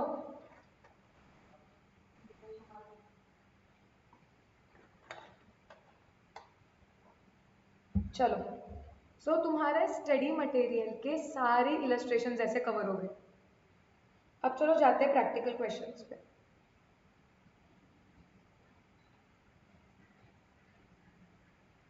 इस चैप्टर में और एक छोटा सा कंसेप्ट है, लेकिन वो बाद में लेती हूँ मैं, जब मैं AS13 के बारे में बात करूंगी। तो ये लेंगे या तो तुरंत ये चैप्टर खत्म होते वक्त लेंगे, या बाद में लेंगे ये कंसेप्ट। हाँ बोलो। हाँ फीफो था उसमें, जानबूझ के दिया था। आया क्या फीफो सॉल्व करने? हाँ करेंगे सॉल्व, लगा ही था मुझे उसमें डाउट होगा। चलो, प्रैक्टिकल क्वेश्चन नंबर 1 हम अभी करेंगे, तुम मेरे साथ सॉल्व करोगे, फिर 2 चेक करते हैं हम होमवर्क का। छोटा क्वेश्चन क्या है देखो, mister x acquires 200 shares of a company on cum right basis. मतलब आपने शेयर्स खरीदने गए हो आप, और आप किसके लिए पैसे दे रहे हो? शेयर्स के लिए, प्लस आप राइट के लिए भी दे रहे हो, क्योंकि शायद से रिकॉर्ड डेट बाद में होगी। तो आपको पता है, जो भी बेचने वाला बंदा है उसको भी पता है कि अगर आप अभी शेयर खरीदोगे तो आपके नाम पे शेयर होगा रिकॉर्ड डेट पे, और आपको वो राइट मिलेगा। एंड हमने देखा है कि वो राइट्स काफी बार बेनिफिशियल होते हैं, क्योंकि मार्केट प्राइस के कंपैरिजन में राइट्स थोड़े सस्ते मिलते हैं। हमने M&M फाइनेंस का देखा भी था, राइट? तो उस केस में जब भी कंपनी अनाउंस करेगी कि M&M फाइनेंस का क्या था रिकॉर्ड डेट, याद आ रहा है क्या हम लोगों ने लिखा था? 23 जुलाई ऐसा कुछ था ना, और अनाउंसमेंट कुछ 20 जुलाई हुई थी। तो हमने क्या देखा था कि 20 जुलाई को अगर आपको चाहिए कि आपको वो राइट मिले, वो शेयर सस्ते में आपको चाहिए, तो आप एक काम कर सकते हो। अगर आपके पास ऑलरेडी M&M फाइनेंस का शेयर नहीं है, तो आप मार्केट से M&M फाइनेंस का शेयर खरीद सकते हो, ताकि रिकॉर्ड डेट पे वो शेयर आपके नाम पे हो और वो राइट आपको मिले, राइट? सो आप 20 से 23 के बीच में जब भी शेयर खरीदोगे, the share will be quoted on cum right basis. आप परचेज भी कम राइट पे करोगे, because now you are not only paying for the share, you are also paying for the right. आपको राइट मिलने वाला है, तो इसके लिए सामने वाला बंदा जो आपको ये आगे जाके बेनिफिट मिलने वाला है रिकॉर्ड डेट पे, उसके भी थोड़े पैसे वसूल करेगा। तो यहाँ पे वही हुआ है कि एक्स ने 200 शेयर्स खरीदे हुए हैं कम राइट बेसिस पे। ओके, कितने में खरीदे? 70,000 पे। इसका चार्ट भी बनाया है हमने अकाउंटिंग का। अब क्या हुआ आगे देखो, he subsequently receives an offer of right to acquire fresh shares in the company in the proportion of 1:1 at rupees 107 each। तो ठीक है, उसको अभी उसने शेयर खरीद लिए, तो अभी रिकॉर्ड डेट पे उसको राइट मिला है कि वो 1:1 हर एक शेयर के लिए वो और एक शेयर खरीद सकता है। कितने में? 107 रुपए में। ठीक है, he does not subscribe, but वो खुद नहीं खरीदता है शेयर्स एक भी, but he sells all the rights for 12,000। ठीक है, वो सारे क्या कर देता है, राइट्स बेच देता है किसी को, और वो 12,000 में बेच देता है। The market value of the shares after their becoming x rights. Okay, अब ये एक्स राइट्स मैंने आपको बताया हुआ था, हम वापस टाइमलाइन देखेंगे कि एक्स राइट का मतलब क्या होता है, कब होता है वो। वही हमारी टाइमलाइन देखो जो हमने M&M फाइनेंस की ड्रॉ की थी। कुछ जुलाई 20 वॉज अनाउंसमेंट डेट, तुम्हारे पास ऑलरेडी ड्रॉ की हुई है। जुलाई 23 वॉज रिकॉर्ड डेट, और फिर कुछ जुलाई 28 से आप अप्लाई कर सकते थे, और अगस्त 10 को वो इशू क्लोज हो रहा था। मिल गई क्या नोटबुक में ये टाइमलाइन? Yes ma'am. यस। अब ये बंदे ने अज्यूम करो कि ये पीरियड में उसने क्या कर दिया, शेयर खरीद लिए 70,000 में।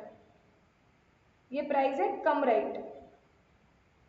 अब उसको राइट मिल गया एक शेयर के लिए, एक खरीदने के लिए उसने राइट बेच दिए, सारे राइट उसने बेच दिए 12,000 में। ये ठीक है, ये हमने देखा हुआ है। अब वो क्या बोल रहे हैं, ये एडिशनल पॉइंट देखो, the market value of shares after their becoming x rights. जब वो एक्स राइट हो गए, अब मुझे बताओ कम राइट मतलब राइट के साथ, एक्स राइट मतलब बिना राइट। अब वो एक्स राइट कब होंगे? मैम तो सच करते हो। नहीं, एक्स राइट का मतलब क्या होता है, ऐसे कम राइट मतलब जब आप मार्केट में वो खरीदने जा रहे हो तो आपको शेयर के लिए भी पैसे देने पड़ रहे हैं, राइट के लिए भी पैसे देने पड़ रहे हैं। ओके, अब मुझे बताओ 23 तारीख के बाद क्या आपको कोई भी आपको राइट मिलने वाला है क्या? अगर आप 23 तारीख के बाद M&M फाइनेंस का शेयर खरीदोगे तो क्या आपको राइट दिया जाएगा? नहीं। तो अगर आप 23 तारीख के बाद वो शेयर खरीदने जाओगे मार्केट में से, तो क्या आप सिर्फ शेयर के लिए पैसे दोगे या शेयर प्लस राइट के लिए दोगे? सिर्फ शेयर के लिए देंगे, क्योंकि अब खरीद के एक्स्ट्रा कोई बेनिफिट नहीं मिलने वाला है। हाँ, जब मैं 20 और 23 के बीच में खरीद रही थी तो ये शेयर खरीदने पे मुझे राइट मिलने वाला था, लेकिन अगर रिकॉर्ड डेट खत्म हो गई है तो उसके बाद तुम शेयर खरीदोगे तो तुम्हें कुछ राइट मिलने वाला है क्या? No. So you will only be paying for the share, and that price is called as X right price. It is now without right. So ये 20 से 23 तारीख तक तुम शेयर प्लस राइट के लिए पैसे देने वाले हो, तो that becomes cum right. After the day record date, that is after 23rd, वो शेयर की प्राइस जो हो जाएगी that is called as X right। इस तारीख को रिकॉर्ड डेट के बाद। ये कंसेप्ट क्लियर? Yes, okay. अब ये क्या बोल रहे हैं कि the market value of the shares after their becoming ex right has also gone down to 60,000।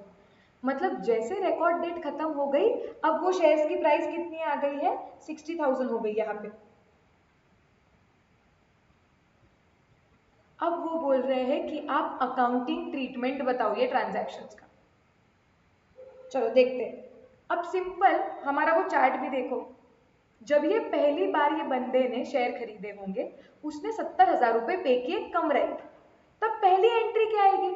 Simple, अभी तो सिर्फ वो क्या कर रहा है, शेयर्स खरीद रहा है जो उसको 70,000 में पड़ रहे हैं। हम एंट्री मारेंगे investment account debit to bank 70,000, the first transaction. Yes, okay. So my first entry will be investment account debit to bank account, that is 70,000। अब बाद में उसने राइट्स बेच दिए 12,000 में, तो एंट्री क्या मारोगे तुम? ये जो राइट्स को बेच के पैसे मिले हुए हैं, इज दिस योर इनकम और रिडक्शन ऑफ कॉस्ट?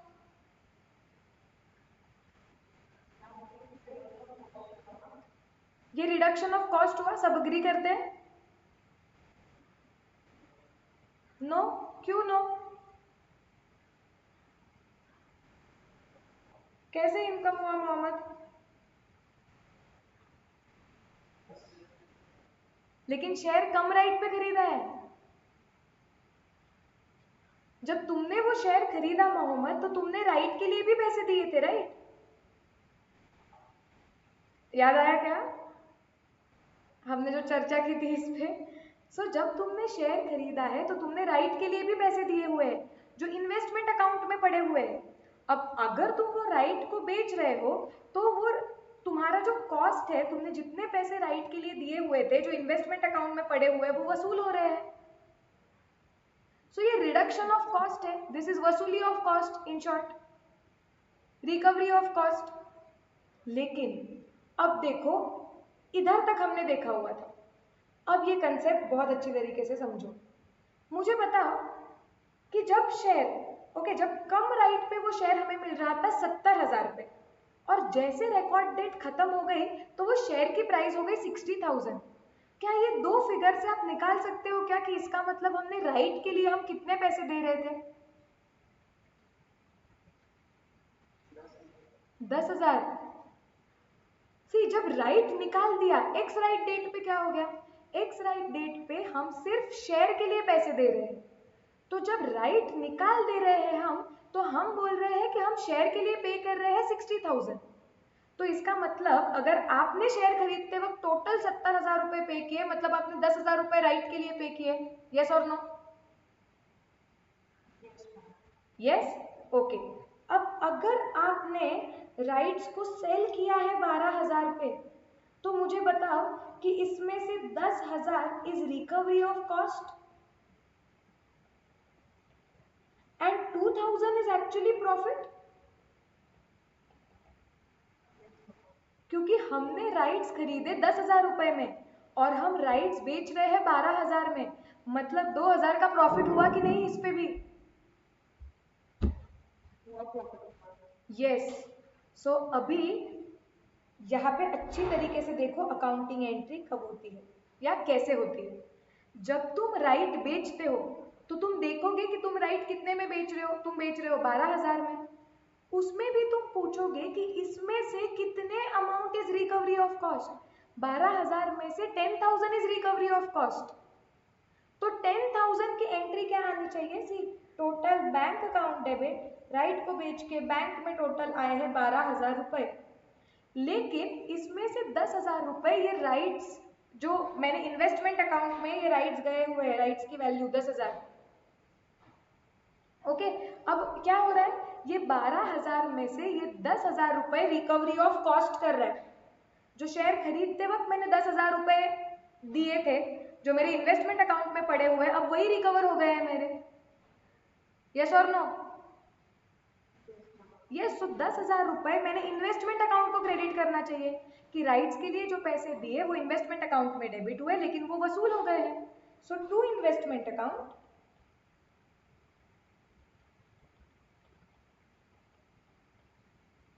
10,000, और एक्स्ट्रा जो 2,000 रुपए मिले हैं वो मेरा प्रॉफिट है। So that should go to P&L। Okay, so हमने जब इनिशियली कंसेप्ट सीखा था तो करेक्ट ही सीखा था, बस इसमें हमने थोड़ा सा भी एक एडिशनल पॉइंट देख लिया है। क्या बोल रहे हैं हम कि जब, अभी एकदम अच्छी तरीके से फोकस करो, सबसे पहले जब हम खरीदते हैं शेयर कम राइट बेसिस पे, तो उसका मतलब हम शेयर के लिए और राइट के लिए पैसे दे रहे हैं, क्योंकि हमें रिकॉर्ड डेट पे राइट मिलने वाला है। जो भी पैसे हम दे रहे हैं उतने पे हमारा शेयर आ रहा है, तो हम पहली एंट्री मारते हैं investment account debit to bank. उसके बाद अगर हम राइट बेच रहे हैं, सो वो राइट को बेच के जो पैसे आए हुए हैं, it represents recovery of cost, क्योंकि जब राइट खरीदे थे तो उसे खरीदने के अमाउंट इन्वेस्ट अकाउंट में पड़ी हुई थी, इन्वेस्टमेंट अकाउंट में। तो अगर राइट्स को बेच के वो पैसा कॉस्ट रिकवर हुआ है तो हमें इन्वेस्टमेंट अकाउंट को क्रेडिट करना पड़ेगा।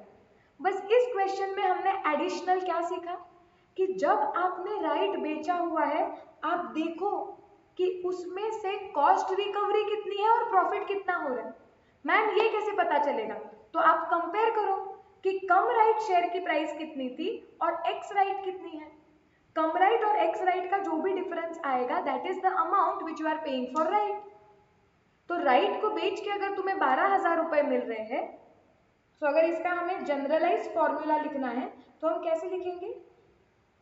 This is sale proceeds from sale of right. उसमें से तुम्हारे जो शेयर के cum right minus ex right, okay, right के साथ शेयर कितने में मिल रहा था, राइट के बिना, तुम इतना डिफरेंस निकालोगे तो वो डिफरेंस होगा how much you had paid for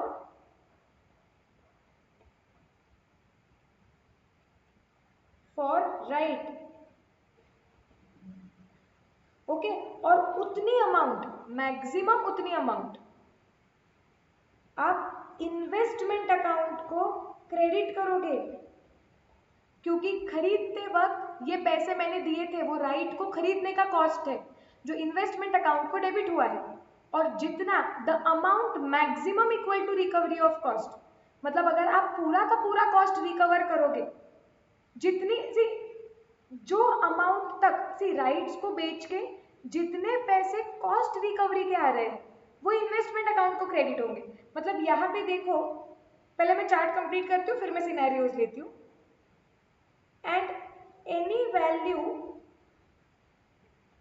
above, so suppose if this is A and this is B, so right को बेच के अगर आप एक पॉइंट से ज्यादा जो भी पैसा वसूल करोगे वो आपकी राइट को बेच के इनकम हुई है, प्रॉफिट हुआ है, which must go to P&L। Are we clear?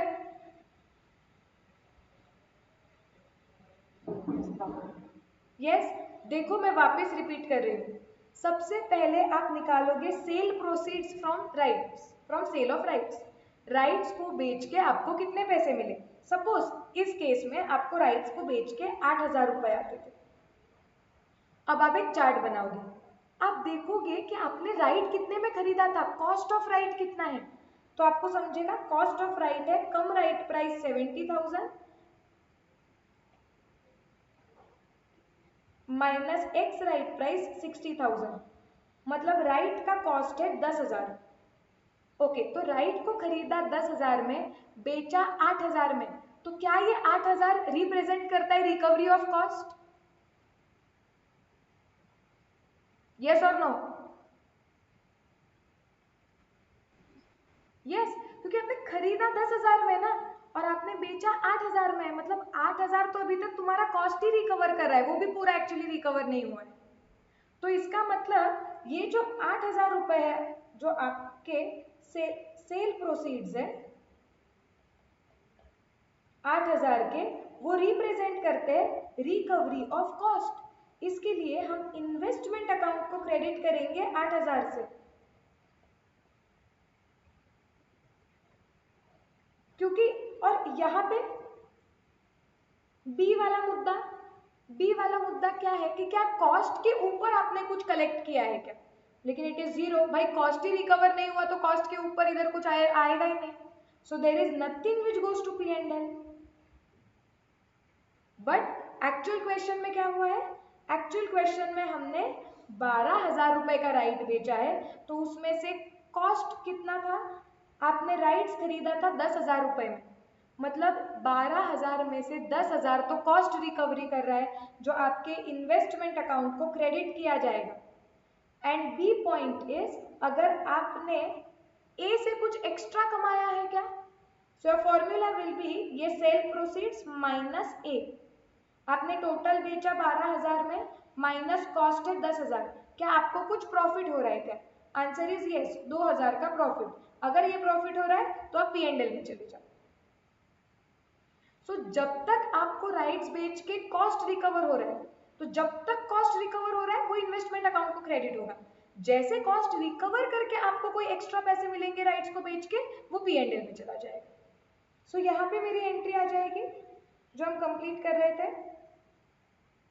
Bank account debit 12,000, investment को क्रेडिट करेंगे 10,000 से, क्योंकि 10,000 के राइट्स आए, 10,000 के गए, और डायरेक्टली जो एक्स्ट्रा 2,000 रुपए मिले जो प्रॉफिट हुआ है वो P&L में चला गया to P&L account. Are we absolutely clear about this? Yes. ये दो एंट्रीज लिखो और ये चार्ट लिखो, ये वाला चार्ट। मैं थोड़ा सा रिफाइन कर देती हूँ यहाँ पे, सेलिंग प्राइस माइनस ए वाला अमाउंट,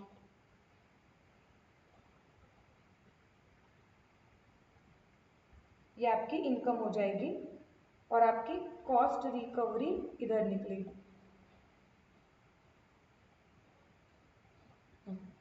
सो आपको क्वेश्चन नंबर 1 में ये दो एंट्रीज लिखनी है और उसके नीचे ये चार्ट बनाओ रिवीजन के लिए। कब काम में आएगा ये?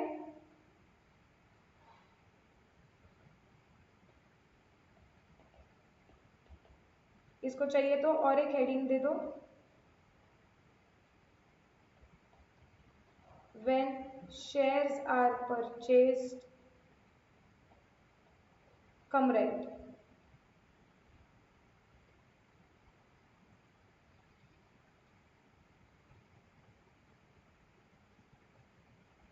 Okay, write this।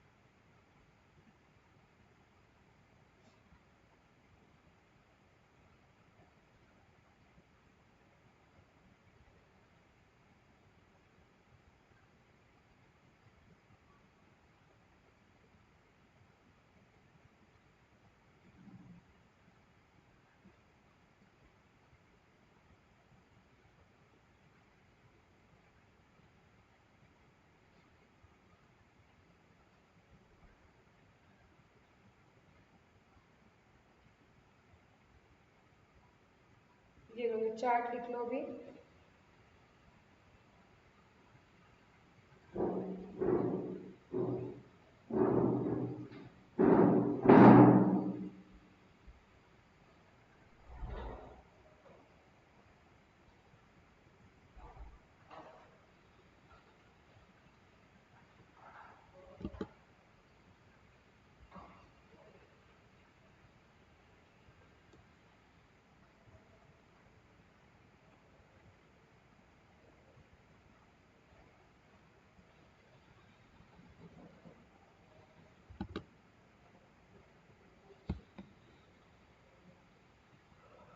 हो गया?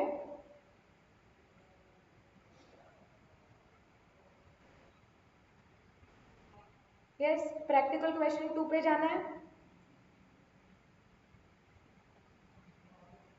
जो तुम्हारा होमवर्क था।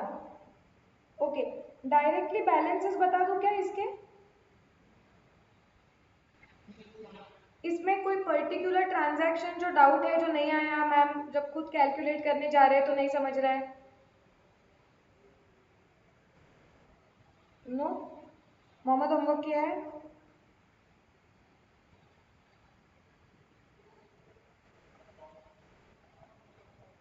थर्ड किया, सेकंड क्यों नहीं किया?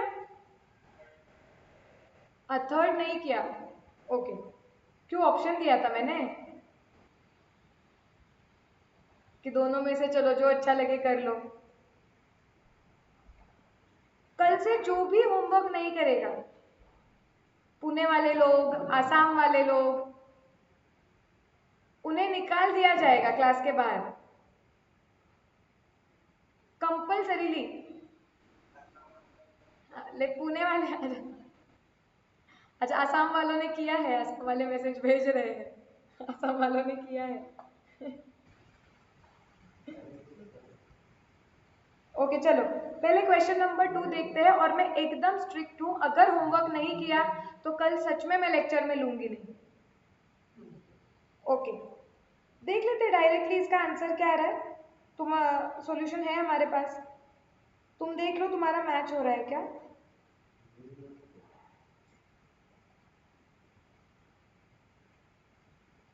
तुम्हारा बैलेंस आ रहा है क्या 1,69,500।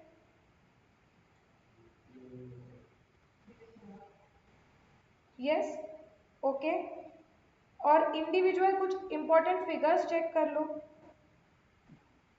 तुम्हारा बोनस इशू 4,000 था क्या नंबर। यस उसके बाद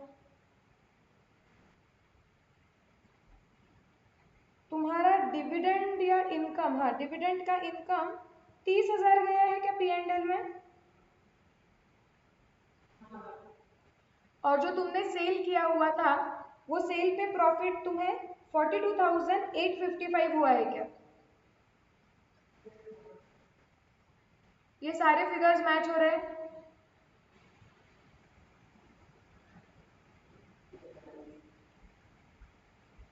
विश्वजीत क्या बोला, हो रहे या 1 मिनट।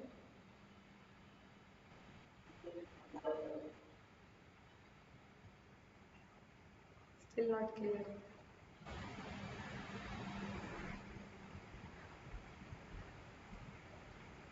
कुछ डाउट है तो पूछो मुझे।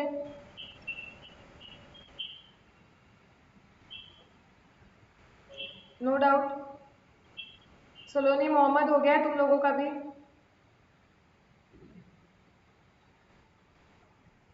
यस ओके, क्वेश्चन नंबर 3 पे आते हैं, जिसमें थोड़ा कुछ चेंज हो गया तो तुम्हें डाउट आने लगते हैं क्योंकि वहां पे आ गया फीफो। क्वेश्चन नंबर 4 आज का होमवर्क ले लो।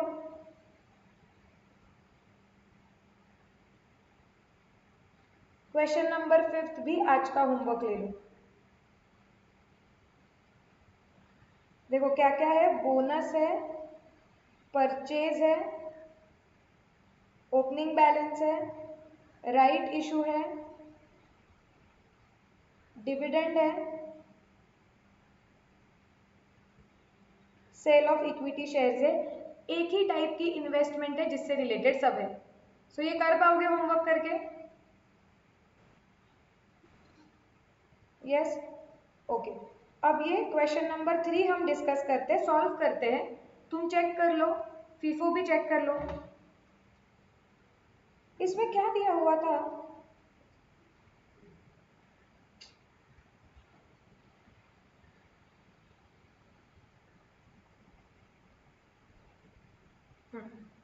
पहले क्वेश्चन पढ़ते हैं कि दिया क्या है।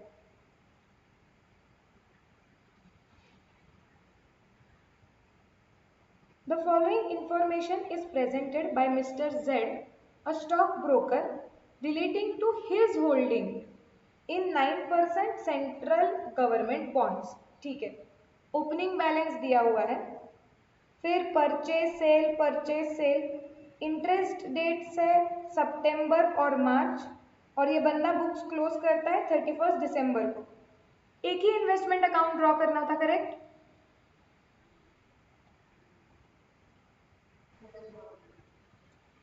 यस चलो फटाक से मैं ड्रॉ कर देती हूँ। जिन लोगों ने बिल्कुल ही सॉल्व नहीं किया है वो मेरे साथ अभी कर लो, और जिनको डाउट्स है वो सिर्फ डाउट वाले पोर्शन एक बार देख लो।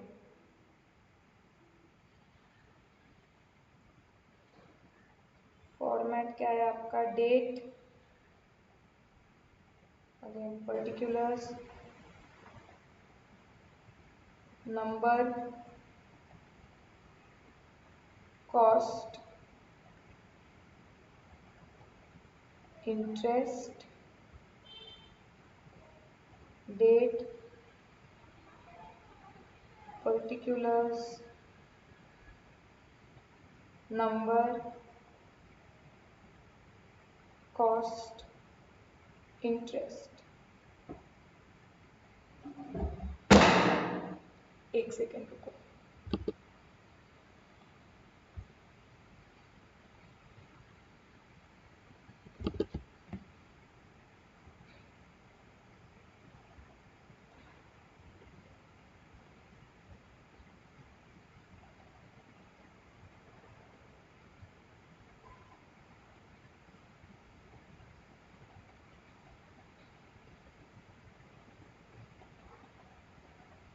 Okay, shall we start. सबसे पहले ओपनिंग बैलेंस, नॉमिनल वैल्यू है 1,20,000, ठीक है। कॉस्ट है 1,18,000, nominal value of each unit is 100। तो मुझे बताओ डेट कब आएगी इसकी? ईयर क्लोज हो रहा है 31 दिसंबर, तो ईयर स्टार्ट कब होता होगा? जैन में। सो यहाँ पे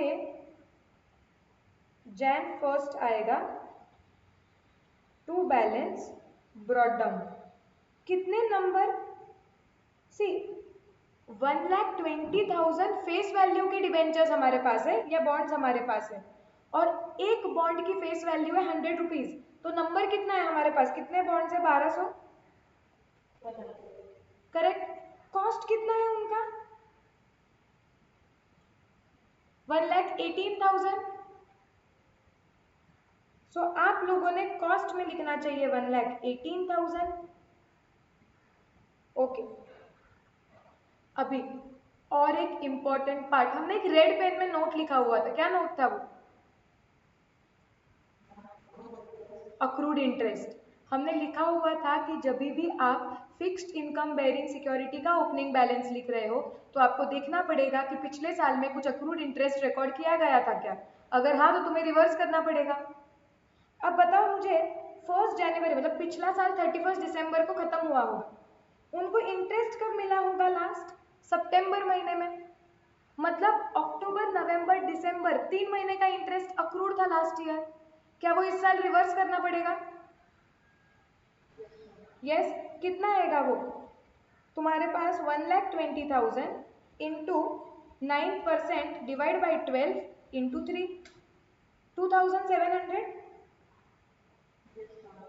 सो ये 2,700 लिखना चाहिए। आई होप जिन लोगों ने होमवर्क किया है ये करेक्ट लिखा हुआ है। भूल गए थे क्या तुम लोग? विश्वजीत सलोनी, राय ले लो। नोट लिख के दिया, रेड पेन से लिख के दिया, फिर भी अब हाथ पे टैटू बना के दूं क्या?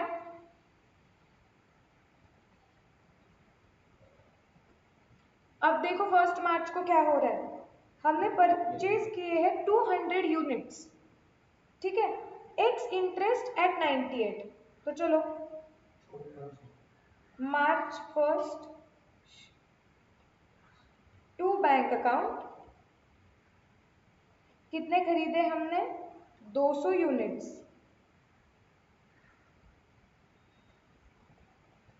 ओके, एक्स इंटरेस्ट जितने में खरीदे हैं पहले वो कॉस्ट कॉलम में लिख दो। 200 इंटू 98 में खरीदे ना, राइट। तो मतलब कितना आया होगा? 19,600 आया क्या? और इंटरेस्ट के लिए अलग से पे किया होगा, कितना पे किया होगा? सो 200 इंटू 100। अब लास्ट इंटरेस्ट कब मिला था? सितंबर में, राइट। सो अक्टूबर नवंबर दिसंबर जनवरी फरवरी 5 महीने का इंटू 9% डिवाइड बाई 12 इंटू 5, 750 आया। Yes, let's go ahead. अब उसके बाद क्या हुआ है, अब देख लो बीच में इंटरेस्ट के डेज कब आ रहे हैं। 1 मार्च के बाद उन्होंने नेक्स्ट ट्रांजैक्शन दिया हुआ है 1 जुलाई को, लेकिन क्या 31 मार्च को पहले इंटरेस्ट आया होगा? यस। सो आई होप आपने वो स्किप नहीं किया है। Bank account debit to interest, so यहाँ पे आपका ईयर है March 31st bye bank account. आपके पास 1400 डिबेंचर्स थे, तो 1400 इंटू 100 इंटू कितना 9% डिवाइड बाई 2, 6 महीने का मिलेगा। सो इंटरेस्ट कॉलम में 6300 आ जाएगा।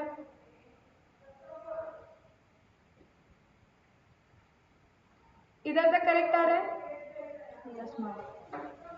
यस। नेक्स्ट, जुलाई में क्या हुआ, आपने 500 यूनिट्स बेच दिए ex interest out of the original holding at ₹100। ये ओरिजिनल होल्डिंग रोको, टाइमिंग हम वो बाद में देखेंगे। पहले हमने क्या बोला है कि हमने 500 यूनिट्स बेच दिए at ₹100 ex interest. So simple entry क्या आती है हमारी, bank account debit to investment to interest. तो लिख देते हैं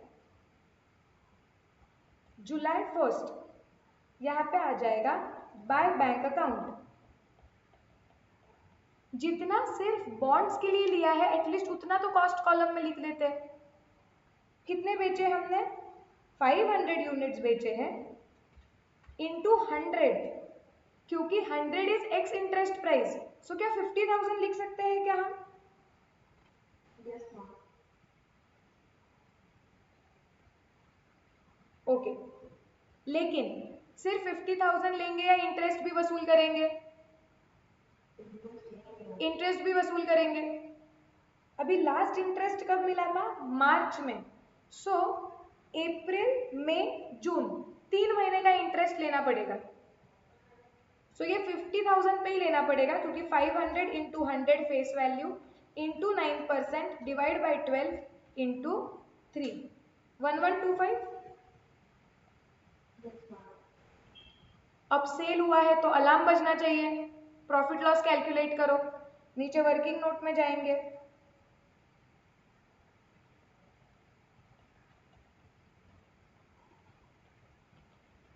calculation of profit oblique loss. Selling price कितनी थी हमारी, 50,000। अब निकालनी पड़ेगी कॉस्ट प्राइस, और ये अलग है। यहाँ पे हमें क्या करना है, एवरेज कॉस्ट निकालना नहीं है। यहाँ पे हम मेथड यूज कर रहे हैं फीफो।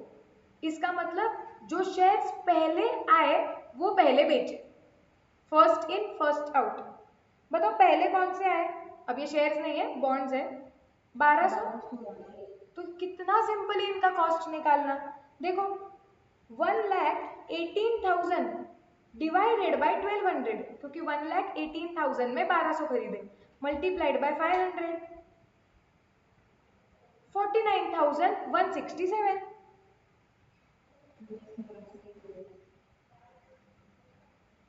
माइनस तुम्हारा सेलिंग प्राइस ऑफ 50,000, तो तुम्हें 833 का प्रॉफिट हो गया है।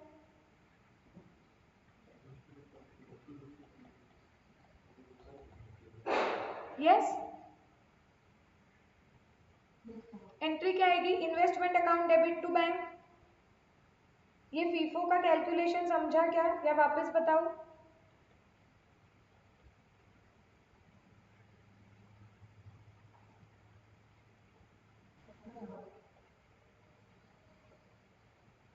ओके हाँ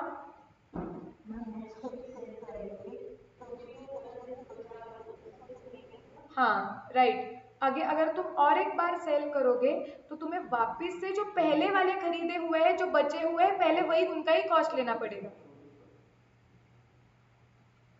ओके चलो अभी आगे जाते हैं। 1 अक्टूबर, अब देखो तुम्हें मार्च में इंटरेस्ट मिला था, फिर सितंबर में मिलेगा, तो अक्टूबर के पहले सितंबर में तुमने इंटरेस्ट की एंट्री मारनी चाहिए। यस और नो?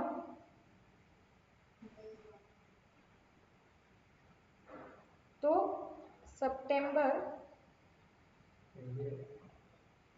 एक सेकेंड ना,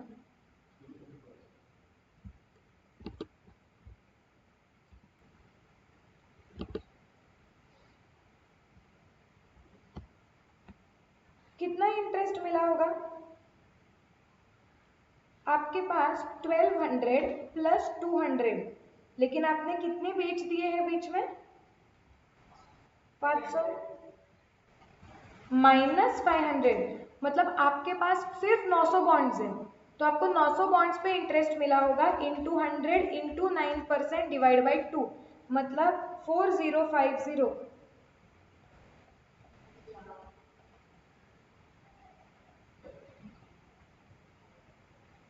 करेक्ट। आगे क्या करना चाहिए था आपने? अब 1 अक्टूबर को आपने परचेज किए हैं 150 यूनिट्स एट 98 कम इंटरेस्ट, ठीक है।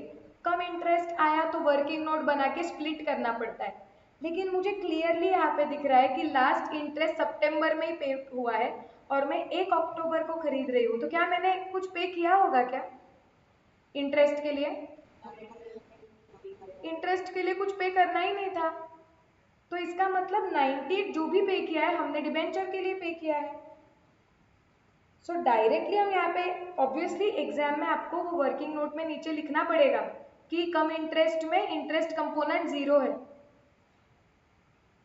यहाँ पे हम लिखेंगे अक्टूबर 1 टू बैंक अकाउंट, कितने खरीदे हैं हमने?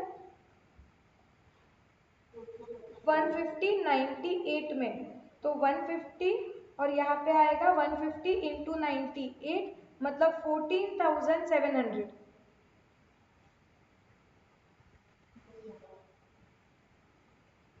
यस, ये भी हो गया। अक्टूबर के बाद आया नवंबर। नवंबर में हमने 300 यूनिट्स बेचे हैं एक्स इंटरेस्ट एट 99। ओके,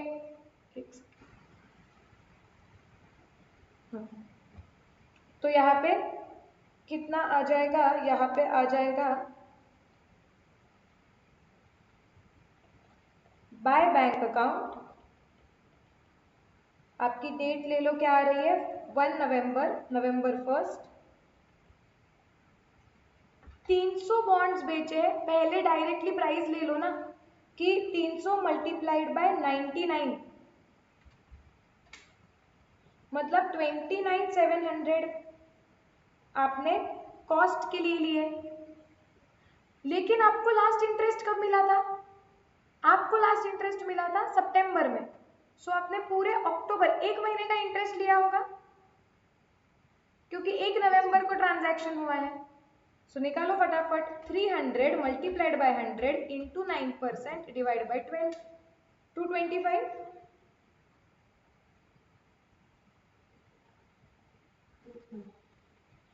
आ रहा है क्या सबका करेक्ट है इधर तक?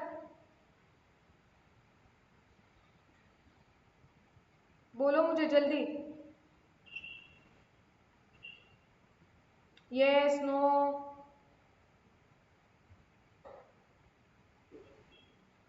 और अब क्या करना पड़ेगा? Again calculation of profit loss.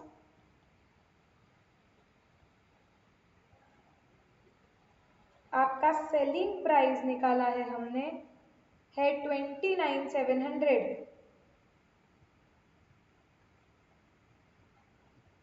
आपका कॉस्ट अगेन फीफो 1200 में से हमने 500 ही बेचे हैं। देखो फर्स्ट इन कौन हुए हैं?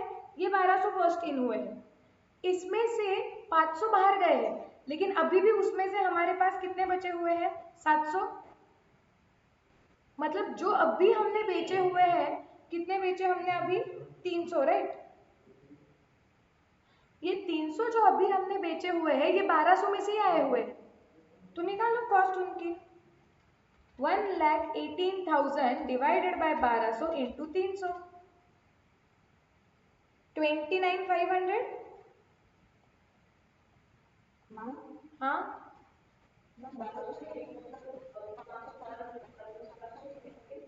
क्यों? तुम्हें क्या निकालना है? कॉस्ट निकालनी है ना, कि हर एक बॉन्ड की कॉस्ट कितनी है। तो तुम कैसे निकालोगे? 1,18,000 is cost of 1200 bond, so divided by 1200। सो आपको मिलेगा कि एक बॉन्ड कितने में पड़ा, देन मल्टीप्लाइड बाय 300, 200 प्रॉफिट हुआ।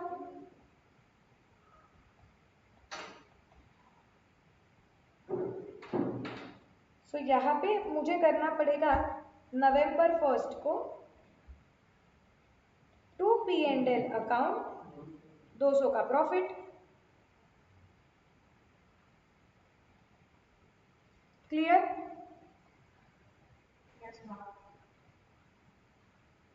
और कुछ बताया हुआ नहीं है, लेकिन साल खत्म होने वाला है 31 कभी दिसंबर को। हमें आखिरी प्रॉफिट कब मिला, इंटरेस्ट कब मिला हुआ है? सितंबर में। सो अक्टूबर, नवंबर, दिसंबर 3 महीने के अक्रूड इंटरेस्ट की एंट्री मारनी पड़ेगी।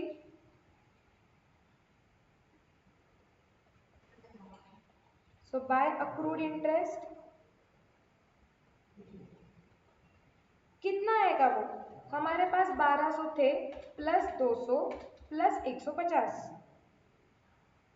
माइनस 800।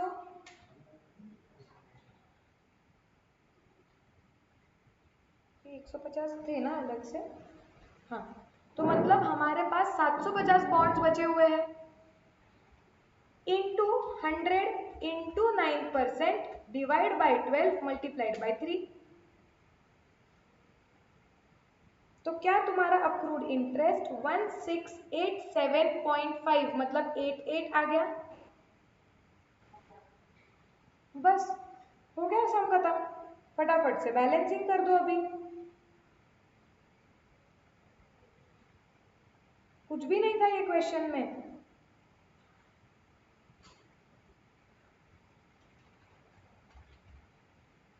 बैलेंस अगर तुम निकालोगे, डायरेक्ट बैलेंस बता रही हूं मैं तुम्हें,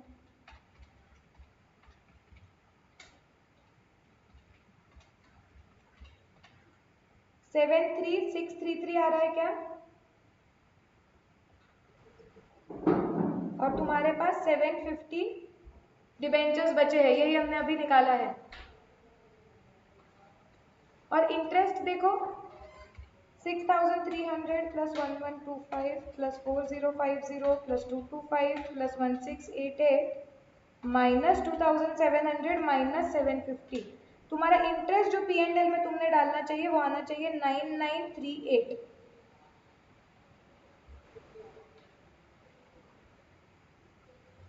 करेक्ट। सो इस तरीके से हमने तुम्हारे स्टडी मटेरियल के सारे यूनिक क्वेश्चन सॉल्व कर लिए हैं। Question number 4 is exactly similar like 3. Question number 5 is exactly similar like many of the questions of the module. So वो दो होमवर्क है, कल हम वो चेक करेंगे। और कल हम क्या करेंगे, क्वेश्चन बैंक में बहुत सारे क्वेश्चंस हैं जिसमें से काफ़ी आपके रिवीजन के लिए है। सिर्फ जो कुछ यूनिक क्वेश्चंस है जो पास्ट एग्जाम्स में आए हुए हैं वो हम कल करेंगे।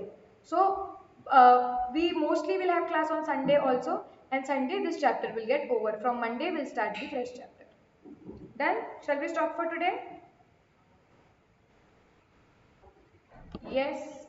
Chalo. Bye bye.